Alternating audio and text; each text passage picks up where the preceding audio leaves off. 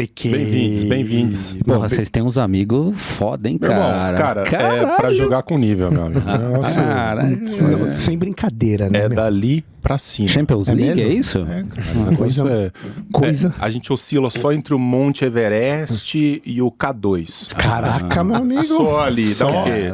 Meio metro. High altitude alpine. Isso, brother. Coisa ainda. Mas antes de apresentá-lo devidamente e agradecê-lo por estar aqui com a gente tem algumas obrigações, não é verdade, Caião? Cara, vamos lá, galera. Beyond the Cave PDC. Arroba.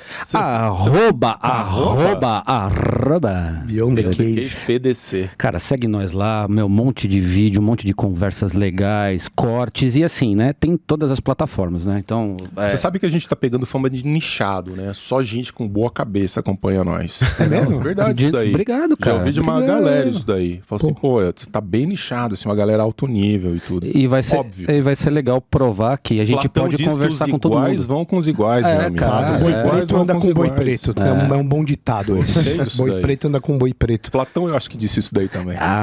Mas velho. pra trazer esse boi preto, esses caras maravilhosos aqui, é importante você entrar no Apoia-se. Apoia-se, cara.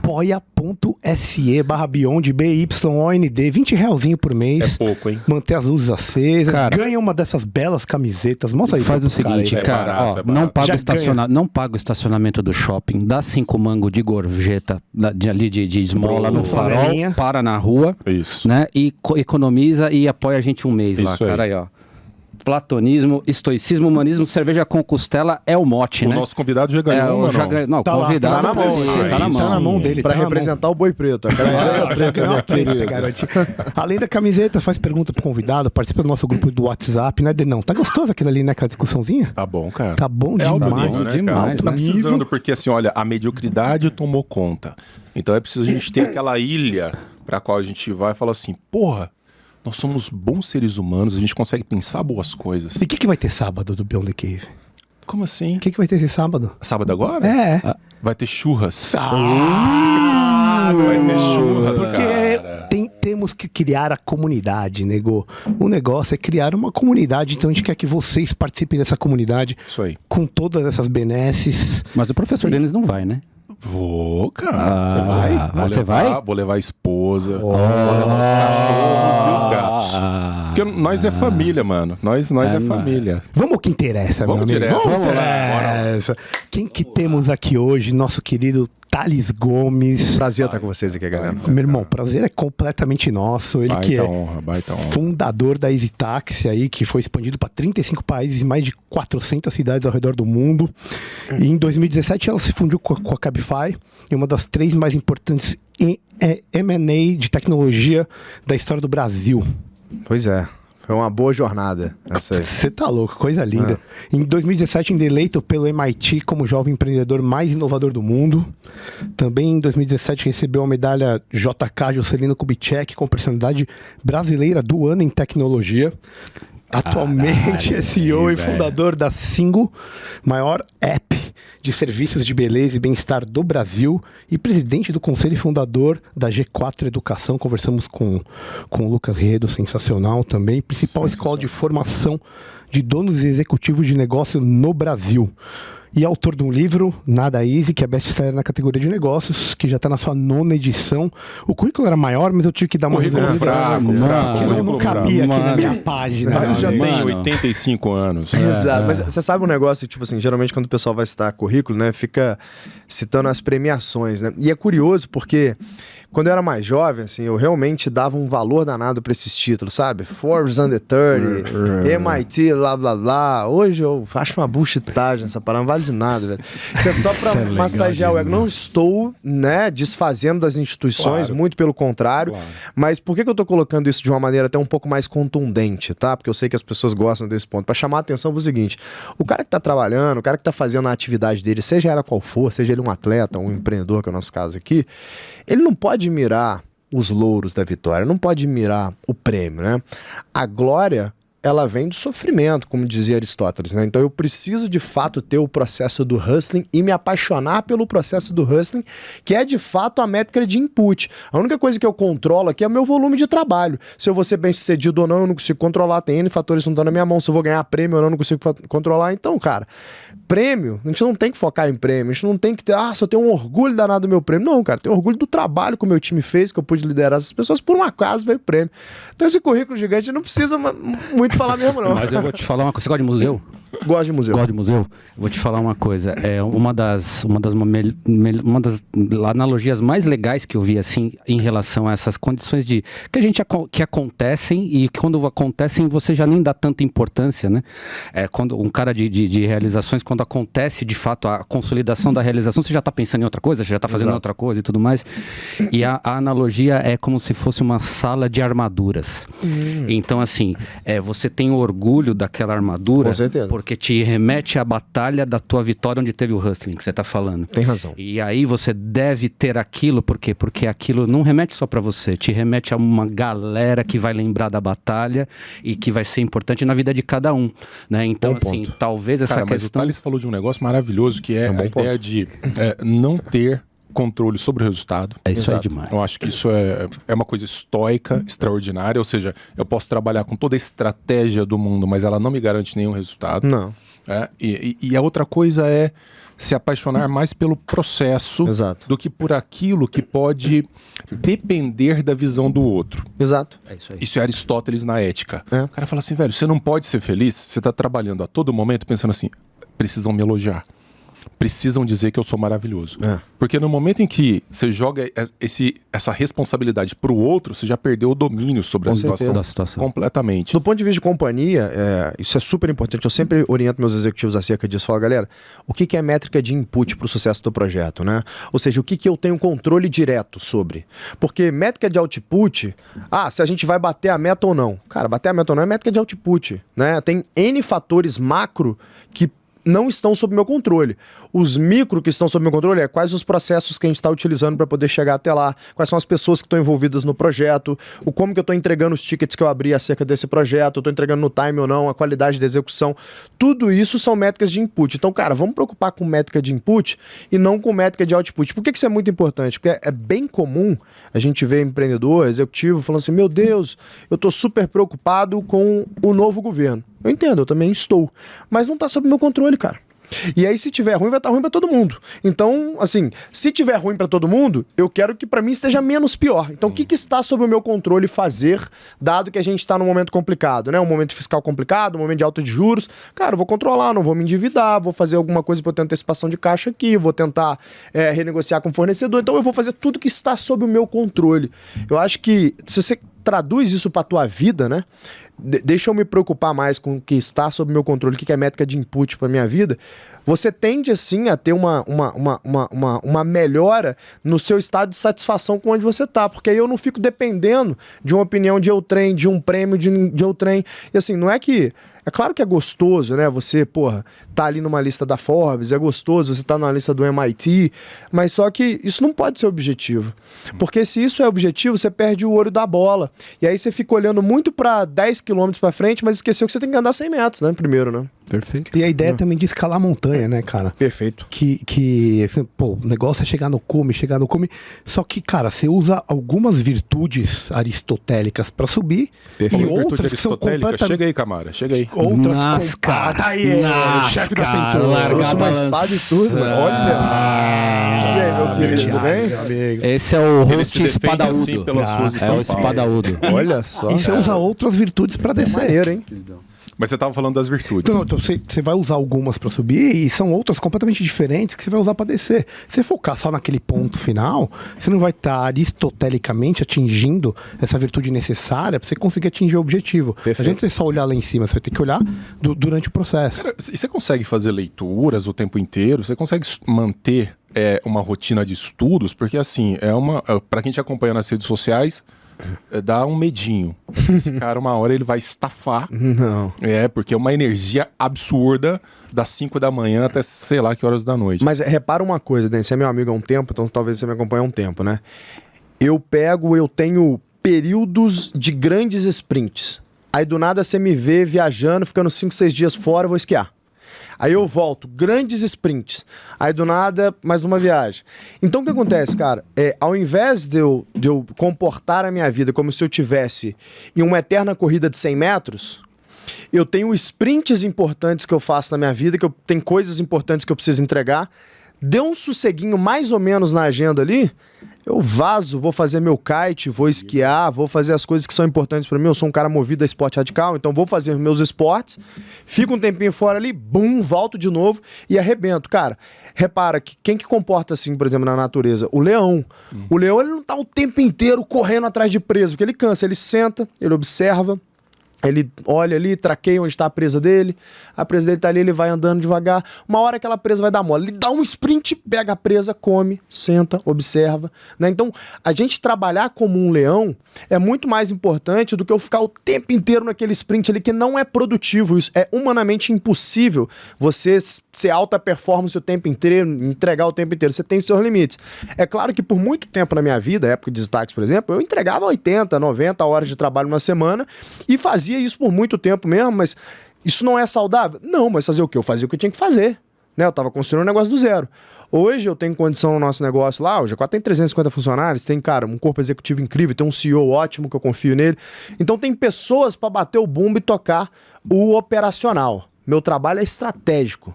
Então se o meu trabalho é estratégico, eu posso me dar o luxo de me retirar, ficar, 3, 4 dias fora, a cada uns 2, 3 meses ali, ficar uns 5 dias fora, fazer meus esportes, voltar com a cabeça limpa para poder ter uma contribuição maior para a companhia.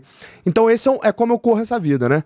Sobre estudar, há muitos anos atrás, eu diria que há uns 20 anos atrás, o meu avô, ele introduziu, mais uns 25, ele introduziu esse hábito na minha vida, colocando uma coisa muito fácil para eu poder atingir. Você falou sobre escalar montanha agora, né? Então, escalar montanha é aquela estratégia tal qual a gente tem para poder bater meta do ano, né? Em vez de eu focar na meta do ano, eu foco na meta do mês, porque se eu bater todo mês, eu bato no final do ano. Escalar montanha, você foca no próximo camp, né? Vou ter que chegar ao próximo acampamento, do próximo acampamento eu chego no outro. Eu não foco no cume, eu foco nos próximos acampamentos.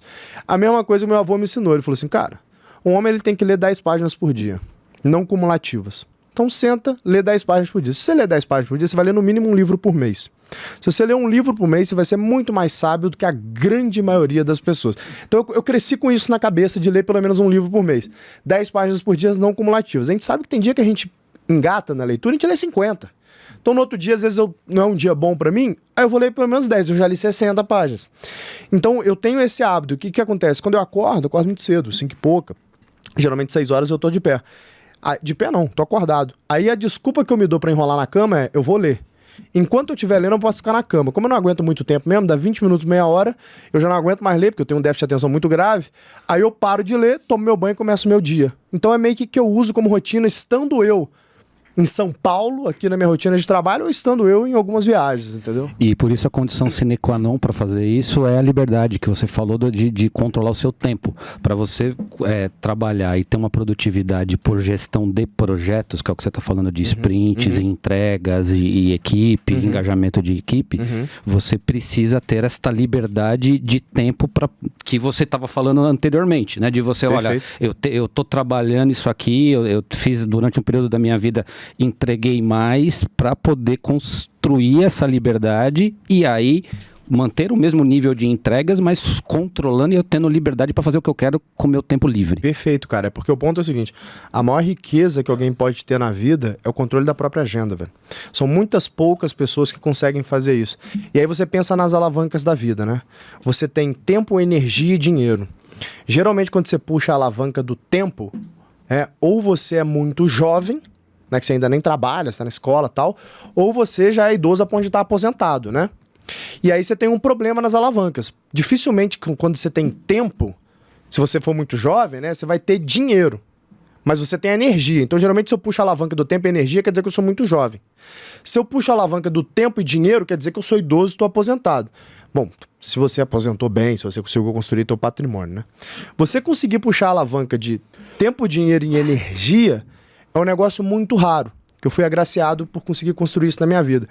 Então, tendo eu tempo, dinheiro e energia nesse momento, eu consigo entregar muito mais para a minha sociedade, né, para as pessoas com quem eu faço negócio, usando esse tempo e essa energia para o negócio no momento certo, mas também usando para fazer aquilo que me dá prazer e que eu quero fazer nesse momento e que eu não poderia fazer, que não faz sentido eu encaixar na minha vida daqui a 15 anos, daqui a 20 anos.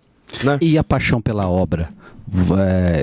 Minha Laura, minha filha de 7 anos, me perguntou outro dia: papai, unicórnios existem?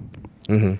E aí eu falei pra ela que sim, que existia no mundo da imaginação e tudo mais, e, enfim, né? Mas nesse ponto, né? Você, cara, você é você criou um puta de um negócio, você é um unicórnio, né? E a gente tava falando de desapego até agora e tudo mais, né? Foi muito difícil desapegar desta obra, né? Desta empresa quando cresceu, no momento de você negociar, na hora de você tomar um due diligence, precificar isso. Ou você fala, puta, eu quero fazer a próxima coisa, eu quero ir para o próximo camp, eu não tenho problema nenhum, né, de fazer outra coisa ou deixar este legado. Como é que foi isso para você? Você estava muito jovem, né? Você estava muito jovem. Muito menino ainda, quer dizer, teve esse apego? Cara, o que acontece, né? Quando eu fundei Zitaxi, eu tinha 22 para 23 anos, então eu era um moleque. E aí não existia muito essa história de venture capital no Brasil, de startup. Eu meio que fui o cara que meio que trouxe muito dinheiro de fora para cá do Brasil. Foi um dos primeiros a fazer isso. E você foi na Caruda? Fui na Caruda. Eu sou de uma família super pobre, né, no interior de Minas, tá? Então eu fui meio que construindo as coisas ali por mim mesmo. Aí o que acontece? Quando a gente cria esse negócio, 4% da população brasileira tinha smartphone só. Então ninguém acreditava que era possível alguém fazer qualquer coisa com o smartphone, porque ninguém nem conhecia smartphone. Esse que era o ponto, entendeu? Então, quando eu apresentei ali o projeto da Zitaxi, em 2011, numa competição de empreendedorismo, os investidores que estavam ali falaram, cara, isso não faz sentido nenhum. Se essa ideia fizesse sentido, alguém já teria feito nos Estados Unidos, não tá no time. Me parece criativo, mas não tá no time. Eu não acreditei, eu duvidei. E aí eu fui checar. Eu chequei um negócio chamado KEGA, que é o Compound Annual Growth, de adoção de internet pro smartphone. E eu lembro que tinha pulado, tipo assim, sei lá, de 1% para 4% de um ano pro outro. E a Claro tinha acabado de colocar no mercado um plano de internet pré-paga de 50 centavos por dia. Eu falei, velho, essa porra vai porrar. Então eu tive essa visão, mas assim, eu chequei o dado. Né? Eu falei, eu vou dar all-in nesse negócio. Eu dei all-in em Zitaxi, não vou entrar em detalhe e tal. Mas aí dei all-in ali em Zitaxi, o negócio foi, cresceu. E aí, um ano depois, chega um fundo chamado Rocket, que eles nunca tinham investido em empresa nenhuma, eles só copiavam empresas que estavam dando certo nos Estados Unidos e expandia para o mundo inteiro. Um alemão chamado Oliver Samwer, que a tese dele, quando ele se formou em Harvard, era meio que de fazer isso, e o cara ele fundou o que a gente conhece aqui no Brasil como Groupon. Ele é um dos fundadores do Groupon, ganhou muito dinheiro com o Groupon e começou a fazer esse negócio de investimento. Então ele falou assim, olha, eu proponho comprar a companhia. Primeiro a proposta deles foram comprar a companhia. Só que a gente não tinha interesse em vender a companhia, porque qual que foi meu racional naquele momento, né? Falei, cara, esse cara não tá comprando a companhia porque ele é bonzinho. Se ele tá querendo pagar X na companhia, quer dizer que ela vale no mínimo uns 4, 5X. Né? Então, senão, pra que ele vai me comprar essa companhia? Eu não tenho nada mesmo. E a gente tava pra quebrar. A gente tava semanas pra quebrar a companhia. E eu falei com o sócio, eu falei, cara, eu não tenho nada mesmo. Se a gente quebrar, eu só vou continuar sendo pobre, não vai mudar em nada a minha vida. Agora, é um risco convexo, né? Pra cima, quer dizer que eu posso ganhar dinheiro pra caralho. Passou então, se eu o bojador. eu simplesmente falei assim, cara, não. Neguei os caras. Aí eles foram super agressivos, eles são super agressivos, falaram comigo assim, tá bom, se você não quiser fazer negócio com a gente vai enfiar um caminhão de dinheiro nesse negócio, vai contratar uns caras da McKinsey e vai botar pra fazer esse negócio aqui na frente de vocês. Eu falei, boa sorte, façam. E aí, cara, eu me lembro que eu consegui um cheque com Alex Tabor, que é o cofundador do Peixe Urbano, que era a startup do momento no Brasil. Consegui um cheque com o Alex Tabor, que eu falei com ele, Alex, eu tô nesse momento de negociação com os caras, eu preciso de uma grana porque eu vou quebrar em semanas, não tenho mais dinheiro para rodar a companhia. Quer tomar um negócio comigo? Que é o seguinte, esse deal eu acho que vai acontecer. E eu tenho uma estratégia para isso. Se esse deal acontecer, eu te pago esse dinheiro de volta com ágio. Se ele não acontecer, cara, virou um investimento anjo, a gente vai para cima, a gente negocia aqui que é valuation, aí um negócio que faça sentido para você. E ele tomou. E era um cheque de 500 mil reais, que era dinheiro pra caramba na época. Né? Pra vocês terem ideia, um Series A na época era 500 mil reais. Então, que é a primeira rodada de capital institucional. Que hoje, nego, no tempo da loucura, né? Antes do mundo virar o que virou agora, há um ano atrás, o pessoal levantava Series A 30, 40, 50 milhões de reais. Na época era 500 mil reais. Né? O topo de Series A era 1 milhão de reais. Tipo, as grandes empresas levantavam 1 milhão de reais naquela época. Então, foi um negócio que saiu no exame. Quando ele aportou esse cheque, saiu na exame os 500 mil reais. Aí a Rocket me ligou e falou, porra, a gente tá negociando com você fechou com o cara. Eu falei, olha, vocês falaram que ia botar os caras da McKinsey pra fazer, lindo, eu fui, que lindo. tô pra cima. Ele, não, tem espaço pra fallback? Você já assinou? Eu falei, cara, depende dos termos. Você quer conversar? Tô indo aí no Rio de Janeiro, vou conversar. Os caras vieram no Rio, aí eles fizeram a proposta de investimento pra companhia. Compraram ali 70% da companhia no primeiro round, o que é um grande erro, tá? Você nunca deve vender mais do que 20% no primeiro round da companhia. Pra falar é fácil, difícil é você ali comendo miojo, Chegar bota na pra hora e quebrar. segurar a bronca. Balls. Mas assim, eu tô falando o que é o certo. Agora eu tô falando o que eu fiz, né? E aí eu fiz o que tinha que ser feito. E aí, pô, o cara toma 70% da empresa e bota 10 milhões de reais na companhia. Então, assim, era 20 vezes um Series A da época. Era um número, e o dólar era 2, né? Então era um número que era dinheiro grande até para Estados Unidos. Então, foi um negócio... Confessa, você já tinha plano operacional pra tudo isso? Claro que não, pô. Obrigado! Não, eu vou te contar um negócio. A gente teve uma reunião quando a gente fez o Sign, né? E aí eles falaram assim, tá bom, você vai ser o CEO da companhia, a gente tem que expandir isso pro mundo inteiro, você se sente pronto pra isso? Eu falei, claro que eu me sinto pronto pra isso. Eu abri o Google, eu juro por Deus, a primeira coisa que eu fiz quando eu cheguei em casa, eu abri o Google e falei, what does a CEO do? Tipo, eu não fazia a menor ideia do que faz um CEO, velho. Sei lá que faz um CEO, tá ligado? Mas, pô, eu saí lá de Carangola. Você acha que eu vou virar pro gringo e falar, não, não sei o que fazer, não. Você acha que eu tô de palhaçada aqui, Mano, cara? pra cima de Moá, velho. Moleque de rua criado descalço em Carangola. Eu vou falar, óbvio que eu sei o que eu tô fazendo. Depois eu me viro, aprendo. Então, por que eu contei essa história aqui, né? Porque foi uma puta ralação pra fazer um negócio que ninguém acreditava numa época, não tinha nada, ninguém no mundo fazendo esse negócio direito. Tava um começando num canto, mas ninguém sabia de ninguém. Pra chegar ali, no final dessa jornada ali, 4, 5 anos depois, eu tava com muito pouco da companhia. Nós e os sócios, a gente tinha sido muito diluído, porque a gente captou muito dinheiro, a gente captou 180 milhões de dólares. Sim. Então, porque a gente abriu 35 países e tal, né? E, cara, na minha gestão, a gente era maior que o Uber. A gente tava em 35 países e o Uber tava em 30, pra você ter ideia. O Uber tinha mais corrida, porque ele tava em países que eram maiores, tipo, de corrida, Estados Unidos e tal, mas a gente tava maior do que os caras. Os caras tinham captado $1 bi, a gente 180. A gente captou 18% que os caras captaram e era geograficamente maior que os caras. Então a gente era muito mais eficiente que a gestão desses caras. Eficiência. E eu e o meu grupo de sócios, a gente tinha, sei lá, 10% da companhia, algo do tipo, né? Eu tinha 60% da companhia, 100% do grupo de sócios, tinha 6% da companhia. Mentira, eu tinha 40% do grupo de sócios. Eu era o majoritário do grupo de sócios, eu tinha 4% da companhia. Então, pô, eu fiz uma conta de custo de oportunidade. Falei, cara, eu já tô há 5 anos nesse negócio, eu expandi esse negócio junto com o meu time para 35 países. Eu sei o que é ser um CEO global agora, eu sei o que é escalar uma empresa, eu sei construir tech, meu nome tá forte em vários lugares do mundo, não só Brasil. Eu virei pros caras, né, pros investidores, falei, ó, ou vocês me recompõem, me dão mais ações para recompor, e eu quero X, ou compra minha parte, eu vou sair. E os caras falam, nenhum nem outro, meu. Você é petulante, o caralho, ficaram putos comigo. Folgado pra caralho. Eu vou botar uns caras da McKinsey pra tocar o negócio. Você é forgado, você é forgado, vou trazer os gringos. Você não é Exato. forgado? Vou botar os caras da McKinsey pra tocar o negócio, você fica pendurado aí, quando tiver um evento de liquidez, você sai. Eu falei, então nós vamos discutir essa porra, vocês vão comprar minha parte. Se vocês forem me tirar, vão me tirar do meu negócio, vocês vão comprar minha parte. E aí começou essa discussão, os caras, tá bom, vão trocar a gestão, me botaram na geladeira ali. Tava negociando pros caras comprarem a minha parte. Compraram, fizeram a secundária, valuation puta descontado, tal, aquela porra toda. E eu fiquei super chateado com isso, porque, tipo, era pra ser um fuck you money pra fazer com essa empresa. A empresa valia $1 bi, velho, naquele momento, né? E eu não fiz nem de longe um fuck you money. Eu fiz pouca grana com o negócio, tá ligado? Porque eu tava muito diluído e os caras me compraram com puta desconto. Sim. Mas, assim, eu fiz pouca grana vis-a-vis o que era o que eu esperava. Mas é um fucking everybody money. Pra mim era infinito. Já é um fucking everybody money. Não, pra mim era infinito, velho. Porque o negócio Sim. é, qual que é a minha realidade? Eu sou um moleque que cresceu morando de favor na casa, no quarto empregado do patrão da minha avó. Minha avó é empregada doméstica, foi ela que me criou. Então, pô, eu saí disso pra chegar ali e fazer alguns milhões, eu tinha 26 anos, Nossa, mudou minha vida, entendeu? Você jogava banco imobiliário? Jogar banco imobiliário. Então, você, com essa idade, né, quando você vendeu, você ganhou a saída livre da prisão do seu tempo. É, mas é isso. É verdade. Porque eu pude Genial. escolher o que eu vou fazer.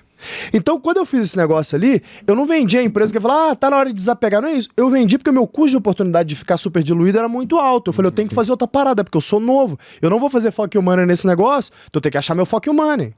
Foi quando eu fiz a Singu. E aí fizemos a jornada da Singu, 7 anos com a Singu. 2020 a gente vendeu pra Natura, né? Termina agora o earnout. Só um detalhe, quando ele fala custo de oportunidade, é uma ideia que se ele ficar fazendo aquilo, ele vai deixar de fazer várias outras coisas. Óbvio. Então ele vai estar gastando tempo com uma coisa que talvez não seja tão rentável ou tão satisfatória. A gente pode falar de custo de oportunidade da parte financeira, econômica ou de Tomada de decisão na vida. De tomada de decisão É que da na vida. real, eu fiz um cenário Falei, cara, qual que é o cenário desse mercado de ride sharing? Falei, essa porra não dá dinheiro e não vai dar. Porque é assim que funcionava startup até um ano atrás. Você crescia top line, foda-se bottom line, foda-se dar lucro, você tá focado na próxima rodada. Então, qual que é a best practice para um founder, por exemplo? Você faz uma rodada já pensando na próxima. Então, você não tá tão focado no teu negócio, tá focado na próxima rodada. O trabalho de um founder de uma empresa de growth é fazer a próxima rodada, velho. Esse é o nosso trampo. E aí, cara, eu falei, cara, isso não é... É difícil falar isso, parece que eu tô criticando. Não tô criticando, cuspindo no prato que eu já comi, mas não é o que eu queria fazer da minha vida. Perfeito. É isso. Eu falei, cara, eu quero fazer outras coisas, eu quero construir valor. É que eu ia falar construir valor de verdade, mas isso é de fato construir valor também. Mas enfim, pra mim não era construir valor de verdade. Pronto. Era a minha visão. Não, excelente. Eu queria te perguntar uma coisa, porque eu sei que você é um cara que gosta muito da Ayn Rand, assim como o Denão. Cara, como que o egoísmo racional foi propulsor dessas criações que você teve diretamente e indiretamente até da mão do invisível que tem no capitalismo, porque quando você faz uma coisa boa pra você, você acaba fazendo coisa boa pra quem tá ao seu redor. Claro, assim, podemos só fundamentar, sem querer ser chato, que eu já tô entrando de entrar aqui, mas podemos só fundamentar egoísmo. Saudade dessa voz. De não fundamentará pra nós. Só pra fundamentar, porque as pessoas que estão vendo a gente, às vezes elas estão ávidas por conhecimento, e a gente, como a gente tá querendo tirar as pessoas da caverna, esse é uma boa oportunidade pra falar um pouquinho sobre egoísmo racional, pra gente poder entrar no papo. Vai lá, Denão. Traduz. Você que é o filósofo da parada. Esse cara leu tudo de Rand. Deu absolutamente tudo de Rand. É ficcionado. Eu sou bem fã, velho. Inclusive, quando eu estive algumas vezes, tive o prazer de estar na G4 algumas vezes. E o que mais rola lá... Bom, primeiro, que tem a sala de conferências... Ayn Rand. E tem citações da autora e tudo. Então, quando a gente fala em egoísmo racional, basicamente a gente está falando de... agir de acordo com para fazer bem rapidamente, sim, agir de acordo com a racionalidade, tomando a razão como a faculdade fundamental de compreensão do mundo e das dinâmicas da vida, e a gente qualifica como racional exatamente para que se entenda que não é um egoísmo caprichoso. Antes de tudo, não é um egoísmo que se entrega a paixões, não é um egoísmo que se entrega a elementos irracionais das escolhas, mas é um egoísmo calculado racionalmente, o que em última instância nunca prejudica o seu próprio egoísmo por outro lado, ou o seu próprio egoísmo por outro lado. Ou seja, é um egoísmo que não coloca o outro como um meio de exploração para que eu escale desejos irracionais e coisas parecidas. Até porque isso chama ganância. Exato. Aí você coloca o outro simplesmente como uma escada, né? Uma ferramenta, né? Exato. Isso é ganância. Exato. Eu gosto bastante de entrar nesse tema, só enquanto definição, porque quando a gente fala em egoísmo, tacitamente todo mundo pensa em algo negativo. E eu acho que essa é a dificuldade. Imediatamente. A própria Ayn Rand, quando publica a virtude do egoísmo, ela diz que insistiu no uso do termo egoísmo para que a gente pudesse aprender o quanto ele é positivo. Perfeito. A carga de positividade que tem no termo, que ninguém deveria entender isso como uma coisa ruim. Inclusive eu tomo como missão pessoal toda vez que eu converso, faço palestra em faculdade, para recruiting, essas coisas, falar sobre a importância da ambição. Porque como várias coisas foram ensinadas de forma torta pra gente no colégio, né? Uma delas é que ensinaram que ambição é igual a ganância, né? E existe uma discrepância gigante entre ser uma pessoa ambiciosa e ser gananciosa. Ganância é um vício, a ambição é uma virtude, né? A ambição é eu fazer tudo o que estiver ao meu alcance dentro das 4 linhas sem prejudicar ninguém para conseguir construir alguma coisa. E a ganância não, né? É usar o outro como uma ferramenta e eu passar por cima dos limites do outro, da moral e da ética para poder fazer aquilo que é importante para mim, né? Então existe uma discrepância gigante. E isso tem a ver com a pergunta que vocês fizeram, né? Sobre ser ganancioso, né? Porque eu sempre fui um homem muito ganancioso, a minha vida inteira, né? E por que eu fui ganancioso? Porque, muito ambicioso. Sempre fui um homem muito ambicioso minha vida inteira. E por que eu fui ambicioso, né? Porque, cara, eu nunca tive nada. Eu sempre fui de uma família que nunca teve nada. A minha família sempre foi uma família muito pobre. Eu fui o primeiro cara da minha família a entrar na faculdade. Então, eu falei, bom, eu tenho ambições de construir algumas coisas na vida. Eu acho que a minha vida pode ser muito mais do que isso. Morar no interior, numa cidade de 30 mil habitantes. E, cara, minha vida resumir isso aqui. Eu acho que dá pra ser mais. Então, eu tinha ambição como, cara, um mecanismo propulsor pra poder construir essas coisas. E aí tem algumas escolhas, de certa forma, egoístas que eu precisava fazer na minha vida, né? Abdicar de relações, abdicar de contato com família, abdicar de vida social. E eu abdiquei de tudo, cara. Por muito tempo na minha vida, né? Quando o pessoal tá na faculdade, saindo pra beber, indo pra festa, eu tava trampando, era segurança de balada, trampava de valet, eu fazia de tudo pra poder arrumar um dinheiro pra pagar minha conta, porque eu morava no Rio de Janeiro, morava sozinho. E tentava empreender, quebrava, não sei o que lá. Então, eu pensava em mim, porque eu falei, cara, se eu resolver o meu barulho aqui, se eu resolver o meu problema, depois eu resolvo o problema dos outros, entendeu? Então, pô, o fato de eu poder hoje ajudar a minha família, eu só posso porque primeiro eu pensei em mim. Mas por muitos momentos, nossa, mas o cara abandonou a família dele, nem visita ninguém. Não mesmo. Eu tô focado em fazer o meu, porque agora sim eu posso ajudar todo mundo, porque eu resolvi o meu problema. E acho que um exemplo prático de um egoísmo positivista, né, é a relação de trabalho. E eu falo isso com os nossos funcionários lá no G4. Eu falo, cara, vocês não trabalham pro G4. Vocês trabalham para vocês. O G4 é só uma ferramenta para você construir a tua carreira, para você eventualmente se tornar sócio aqui, para você aprender e depois montar a tua empresa. Você não tá aqui pelo G4, você tá por você. Na verdade mesmo, lá no fundo, vocês estão cagando pro G4. Vocês estão preocupados com vocês. E que seja assim mesmo. E que seja essa relação de troca sincera entre fica aqui um tempo, entrega valor pra companhia, a companhia te devolve esse valor e tá tudo alinhado, Posso entendeu? fazer uma provocação, Thales? Adorei. Por favor. E eu gosto de entrar nessa discussão. Deixa eu fazer uma provocação antes. Ah, essa provocação. Então eu também vou fazer. Essa provocação é difícil, cara, pra mim. Olha a coisa, você vê. PV, tá congelando, é melhor tirar do freezer. Já dei o toque aqui ao vivo. Porque tem uma discussão muito interessante com relação ao egoísmo racional, que é uma ideia muito boa. Mas, por exemplo, quando você em discussões fala assim, vamos entrar na questão do espírito de equipe. Perfeito. Tem um time.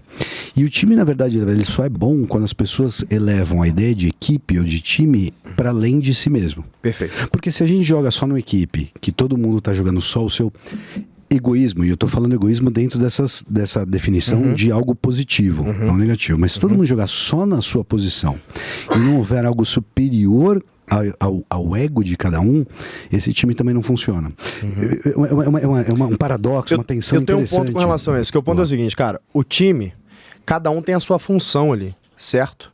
Então imagina um time de futebol, né? O goleiro ele tem a função dele de fechar o gol, o atacante tem a função de meter o gol dele lá.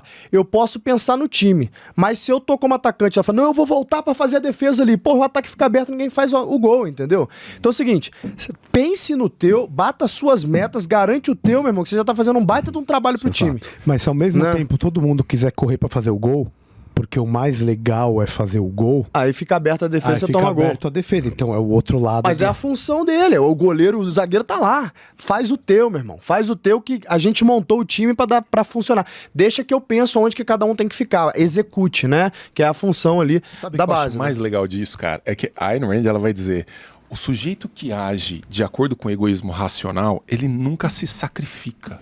Isso para ele não é um sacrifício, ela vai dizer, isso é integridade. Um homem livre, racionalmente egoísta, ele é íntegro. Então eu acompanho, obviamente, as páginas da G4 e vocês têm uma cultura fortíssima, assim, de comemorar resultado e tudo. Então, cara, é o seguinte, o sujeito tá lá de madrugada trabalhando, não é assim, pô, velho, agora eu vou ter que ficar a madrugada inteira trabalhando aqui. Não, isso para mim não é um sacrifício. Pelo contrário, velho. Isso tá dentro do meu universo de realização e eu faço isso com gosto. Ou seja, eu vou superar obstáculos porque isso faz parte do que eu sou, do que eu decidi pra mim. Pois é. Eu Isso é muito forte, velho. Meu irmão sempre trabalhou no mercado financeiro, meu irmão trabalhou na Goldman Sachs, em Nova York. E achei engraçado, uma vez ele falou assim, pô, eu encontrei um cara no mercado, e não sei em Nova York, e o cara virou pra ele e falou assim, I give no love, I get no love. Porque ele estava trabalhando só o egoísmo dele, no sentido de ele estava trabalhando só dele. E eu acho curioso, porque eu acho que tem uma tensão a ser resolvida aí, porque hoje ainda mais em dia, você tem a questão da equipe. Se você tiver cada um jogando só o seu jogo, provavelmente você vai ter atritos entre a equipe e isso vai recair de alguém tem que resolver atritos. Depende da estrutura que você criou. Boa. Como é que você resolve? Deixa eu agora, vamos ser pragmáticos, muito filosófico, que é uma temática nossa, né? Mas como é que você resolve atritos em equipe? Quer dizer, como é que você... Porque você precisa de algo maior. Claro. Deixa eu só colocar. Então, fugindo um pouco da ideia de egoísmo enquanto o ego de cada um. Para trabalhar, para tolir um pouco ou temperar o ego de cada indivíduo, às vezes é útil, talvez, ter algo maior, né? A ideia arbitragem, alguma arbitragem dos egos. Isso, alguma coisa que... Eu acho que até, de certa forma, a minha crítica a Ayn Rand é que o egoísmo racional é muito ateu. E olha que eu sou agnóstico. No sentido de que ela vai... Claramente vai negar religião no sentido de algo supremo, algo que vale o sacrifício. É muito ateu, na minha opinião. Eu entendo, porque é da história dela. Faz todo sentido. Quem sou eu para criticar ela? Nem li ela tanto para poder criticá-la. Mas eu acho interessante resolver essa tensão. Como é que você eleva para algo que vai para além do homem? Então, cara... Pela minoria, presidente. Pela minoria, presidente. Acho que é o seguinte, cara. Tem alguns pontos para poder tocar isso, né?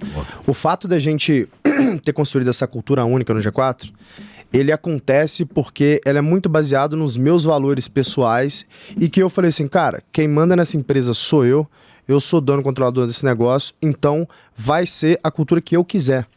Então eu não tenho dessa de tipo, mas o mercado vai falar disso. O problema é do mercado, meu irmão. Quem tá tomando risco aqui sou eu. Se essa merda quebrar a dívida é minha, eu que pago a folha de pagamento, eu faço essa porra do jeito que eu quiser. Eu sempre construí a empresa dessa forma, né?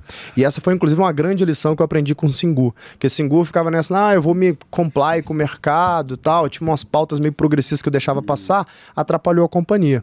Eu falei, o G4 eu não vou errar. Eu vou fazer do jeito que eu quiser a companhia. E virou o que virou, né? Uma empresa que esse ano vai fazer 220 milhões de receita e que, tem 4 anos de empresa só e que nunca pegou R$1 de funding. Nunca nenhuma startup cresceu o que a gente cresceu gerando caixa, né? Entregando resultado final ali como a gente entregou com esse tanto de receita sem funding.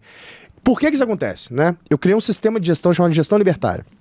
Então, o que é a gestão libertária? Sei do nome. Maravilhoso. Eu crio um framework onde eu boto na parede ali as funções que eu preciso, quem são as pessoas que estão nessas funções e quais são as interações dessas pessoas. E aí eu começo a pensar em incentivos para que essas interações funcionem melhor, né? Então eu não penso em punição, porque eu realmente não acredito no modelo punitivo, pelo menos para a companhia, porque quando você cria um modelo punitivo, as pessoas vão arrumar um jeito de burlá-lo. Não né? faz sentido nem educacional, cara. Eu tava discutindo isso outro dia aí com os caras que entendem do assunto. Esse sistema de nota e tal, o professor daqui pode falar e disso do ponto de vista de sala de chão de fábrica, né? Esse sistema punitivo talvez seja uma coisa muito ruim para as pessoas aprenderem, não só aprenderem, e também para pôr em prática o que aprenderam, né? Eu simplesmente não acredito porque eu fico vendo com, sei lá, velho, isso é pardal, né? De negócio de velocidade de trânsito ali. O cara, ele chega, o que acontece? Ele toca na velocidade que ele quer, chega o pardal, ele freia, depois ele acelera de novo, entendeu? É assim que funciona, as pessoas vão burlar. Então eu crio um mecanismo de incentivo. A pergunta que eu me faço é a seguinte: o que eu poderia fazer para que essa pessoa tenha um incentivo de executar esse processo do jeito que eu quero que ela execute? E geralmente a resposta é dinheiro. Tá? Porque não existe elogio mais sincero do que o dinheiro. Então, ultimately, o cara quer um nome de cargo, você pode massagear o ego dele ali, tem algumas coisas que você pode fazer, mas ele quer por quê? Porque ele quer poder para alguma coisa. Se for homem, falando português claro, ele quer pegar a mulher, meu irmão. Então ele quer aquilo que vai permitir ele pegar a mulher. Se ele for um homem hétero, geralmente é isso. Então, cara, o que a gente vê ali? Ou eu vou dar para esse cara título, que ele vai conseguir isso que ele tá querendo, ou eu vou dar dinheiro e ser os dois melhores ainda. Então quando eu tô fazendo... Foucaultianamente o power. Power. Poder. Poder. Esse é o poder nesse sentido mesmo, né? Então o que a gente faz ali em construção, né? Assim como Alexandre tinha ali o cursos honoros dele, né? Que os guerreiros ali que eram muito bons, eles acabavam tendo ali a oportunidade de gerenciar outros 10 guerreiros, se tornar um decano. Os bons decanos se tornavam ali os centuriões, os bons centuriões tinham um cargo público. Eu faço cursos honoros ali no G4, onde as pessoas têm um caminho que ela vai passar e tem um processo de formação que ela tem que passar para que ela vá ganhando mais responsabilidade, por consequência mais dinheiro, e o endgame ali é que ela consiga comprar a ação da companhia. Então hoje eu tenho mais de 82 pessoas que eu deixei comprar a ação da companhia. E é diferente de você comprar uma ação de uma outra startup, né? A nossa startup é uma startup que paga dividendo. Esse ano eu vou pagar alguns dezenas de milhões de dividendo. Então a gente é igual a empresa listada. E você está qualificando o teu parceiro, né? Exato. Eles têm skin in the game. Isso é total. Exato. E é o cursos honoros dele, né? Ou seja, ele fala, puta, o meu endgame é eu ter oportunidade de comprar ação dessa companhia. Porque eu não quero vender, eu não peguei fundo até agora por causa disso, porque eu não preciso de dinheiro, pô. Eu só cresço cada vez gero mais caixa. Então esse é o ponto 1. Né, o cursos honoros. E essa cultura muito forte, baseada nos meus valores pessoais e, obviamente, nos valores dos meus sócios, né, que eles estão comigo. E aí tem um outro ponto que é o modelo de bonificação. O modelo de bonificação, né, o total comp dele é formado pelo fixo, que é um fixo de mercado, e aí tem 2 bônus, que inclusive eu copiei bastante do modelo da Goldman Sachs, que eu sou fãzaço da cultura de Goldman Sachs até a década de 80. Depois que eles estaram, ficou meio woke. Mas qual que é o negócio aqui? Que lindo. Todo mundo ficou. Que lindo. Que lindo ouvir isso. O livro sobre a cultura do Goldman Sachs, eles falam sobre isso. Eles resistiram até o último segundo para listar. Eles foram o último banco a listar. Porque eles falam, se a gente listar, a gente vai ter que ficar tomando decisão para agradar o mercado, entendeu? Banco bem judeu, né? Até o último momento. E que eu admiro muito a cultura, inclusive. Então eu tenho 2 bônus, cara. O bônus 1, que é um bônus por bater o BP. Então, meu BP ele é construído e eu não pago bônus por bater receita, porque eu não pago salário com receita.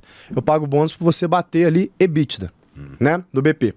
Então, quando eu pago bônus em cima de EBITDA, e sendo a minha companhia matricial, ou seja, eu tenho business units que tem seus heads das business units, e eu tenho aqui sharpters que são meio que agências internas que prestam serviço para essas unidades de negócio que são mini empresas que eu tenho lá dentro, né? Esse cara, ele ganha bônus para ele bater o EBITDA da business unit dele. Então ele é dono daquele negócio ali. E aí o bônus 1 só funciona se a companhia como um todo bater pelo menos 90% do BP. Um processo confiável. E qual que é o negócio de 90% do BP, cara? Porque é o seguinte, se eu na minha BU bati 150% da minha BU, mas a BU do lado bateu 89%, ninguém ganha bônus. Entendeu? Então a galera se ajuda, não é porque eles são bonzinhos, não. É porque ele é egoísta, ele quer ganhar o bônus dele. Então, eu, de novo, tô trabalhando um incentivo para que haja ali a sinergia para que eles se ajudem, né? Aí tem um bônus 2, que é um negócio super Goldman Sachs que a gente fez. Qual que é o interesse dos sócios estratégicos no ano? Então, toda vez que eu começo o ano, eu penso qual a alavanca do ano que eu vou puxar. Se é a alavanca da liquidez, se é a alavanca do crescimento ou se é a alavanca do controle, que é uma escolha, né? Se eu quero liquidez, ou eu vou ter que abrir mão de crescimento ou vou ter que abrir mão de controle. Vou ter que vender pedaço da minha empresa para alguém, para eu ter liquidez, né? Botar dinheiro no bolso. Se eu quero crescimento, ou abro mão de controle, pego dinheiro para investir, ou abro mão de liquidez, deixo pagar dividendo para crescer. Então são alavancas que eu tenho que puxar. E aí, cara, a gente tinha 2 planos. A gente tinha o plano Bolsonaro e o plano Lula. Certo. O plano Bolsonaro era continuar crescendo 2,5 vezes todos os anos. A gente crescia 250% desde que a gente cresceu o negócio. Quando ganhou o Lula, eu falei, cara, vai dar uma degringolada forte. Mas tá bom, vamos pro plano Lula. O plano Lula é só dobrar. Né? Vamos tentar buscar a dobrada ali do negócio. Vai dar um pouquinho menos, vai ser tipo 80% de crescimento. Vamos tentar fazer 80% de crescimento. Mas, pequeno, cara, pouca coisa. Pô, é um negócio que já tá indo pro 5º ano, de novo, 200 milhões de receita e tal. Então é um baita desafio. Haja pirueta, hein, cara? É um baita desafio. E eu tinha um objetivo. Eu falei, cara, eu não quero fazer layoff. Por que eu botei isso como um objetivo importante pra gente? Eu falei, cara, vai geral dessas empresas woke aí, anões albinos na cota fazer layoff, e eu que sou o cara que tinha a cultura tóxica, né? Sim. Não vou fazer um layoff. Eu vou mostrar pra esses caras como é que vai administrar a companhia. Como é que é a virtude da fortaleza. Nosso RH é o único que tá contratando, velho. Ninguém em tech tá contratando. Tá todo mundo demitido e a gente contratando. Né? Então esse era um negócio importante que eu coloquei pros caras. Então, já que o objetivo estratégico era esse, eu falei assim, galera, já que a gente não vai crescer tanto, eu vou puxar a alavanca da liquidez. Esse é um ano de distribuição de dividendo pesado. Então o bônus 2 dos caras é em cima de geração de caixa. E aí eu botei um percentual da geração de caixa que vai compor um pool de bônus para que eles dividam entre os principais executivos. Mais uma vez, eu incentivo ali a sinergia entre eles para que eles consigam fazer o negócio da forma mais eficiente possível para que gere mais caixa. Porque gerar caixa tem que dar lucro e ter o cartão processado, né? Então eles têm que se ajudar para ser cada vez mais eficiente. Quando você bota gente boa nessa estrutura, meu querido, eu só preciso dar o direcionamento estratégico certo para os caras que eles vão comer a bola, que é o que acontece lá, entendeu? E é uma ajuda, tipo, é muito louco, né? Porque a gente tá falando de egoísmo racional, de liberdade individual, e de você ajudar o outro através disso. Exato. Esse era por isso que eu chamei a minoria, porque a gente tem nome pra isso, cara. E, assim, meu único ponto eu concordo, subrogo 100% com o que vocês estão falando, exceto tem nome, isso não é egoísmo, cara. Isso chama-se magnanimidade. Então isso é uma virtude que é uma especialização da fortaleza. Quando você é forte o suficiente, a fortaleza dá filhos. Né? A constância é uma delas, de você continuar sendo perfeito. Que legal essa virtude, magnanimidade. Vem de Carlos Magno? Isso aí? Não, vem Magno de grande, né? de grande. É a grande realização da virtude da fortaleza. Legal, é a grandeza. Legal. Né? E o legal é que depois da magnanimidade vem a magnificência. O que é a magnificência? É a virtude de você construir obras grandes. Mas qual que é a diferença do egoísmo e do cara ali que tal? É que na magnificência você está privilegiando o bem comum. E no egoísmo você está privilegiando o seu interesse. Ficar bilionário e give a shit for everybody. Mas cara, é só, a ideia do egoísmo é porque ela sempre foi muito mal utilizada exatamente para justificar a cooptação do outro sob boas justificativas. Exatamente. Que era onde eu queria chegar, que é no século XIX nos Estados Unidos. Então, cara, a Rand ela vai dizer o seguinte: nesse universo, eu falei isso agora pragmaticamente, vamos chamar de G4. Sim. Eu tava lá no podcast do G4, falei com a Thay, e excelente, é uma inclusive. amiga queridíssima, a gente falava sobre isso. É quando você coloca o outro como a razão última do seu agir ou do seu pensar. Sim. Então, a Rand insiste no termo egoísta porque ela está dizendo o seguinte: gente, o que é egoísmo? É agir no seu interesse. É isso. É só agir no seu interesse. Então, cara, essa cultura é muito legal. É muito legal. Porque daí, quando você dá o norte, os caras vão atrás, velho. Porque ele tá dizendo o seguinte: eu não tô fazendo isso pelo Thales, eu não tô fazendo isso pela G4, eu tô fazendo antes de qualquer coisa. Por mim, pela minha família. Exato. Porque eu quero trocar de carro, porque eu não suporto uma vida materialmente E você sabe qual que é o link de tudo isso?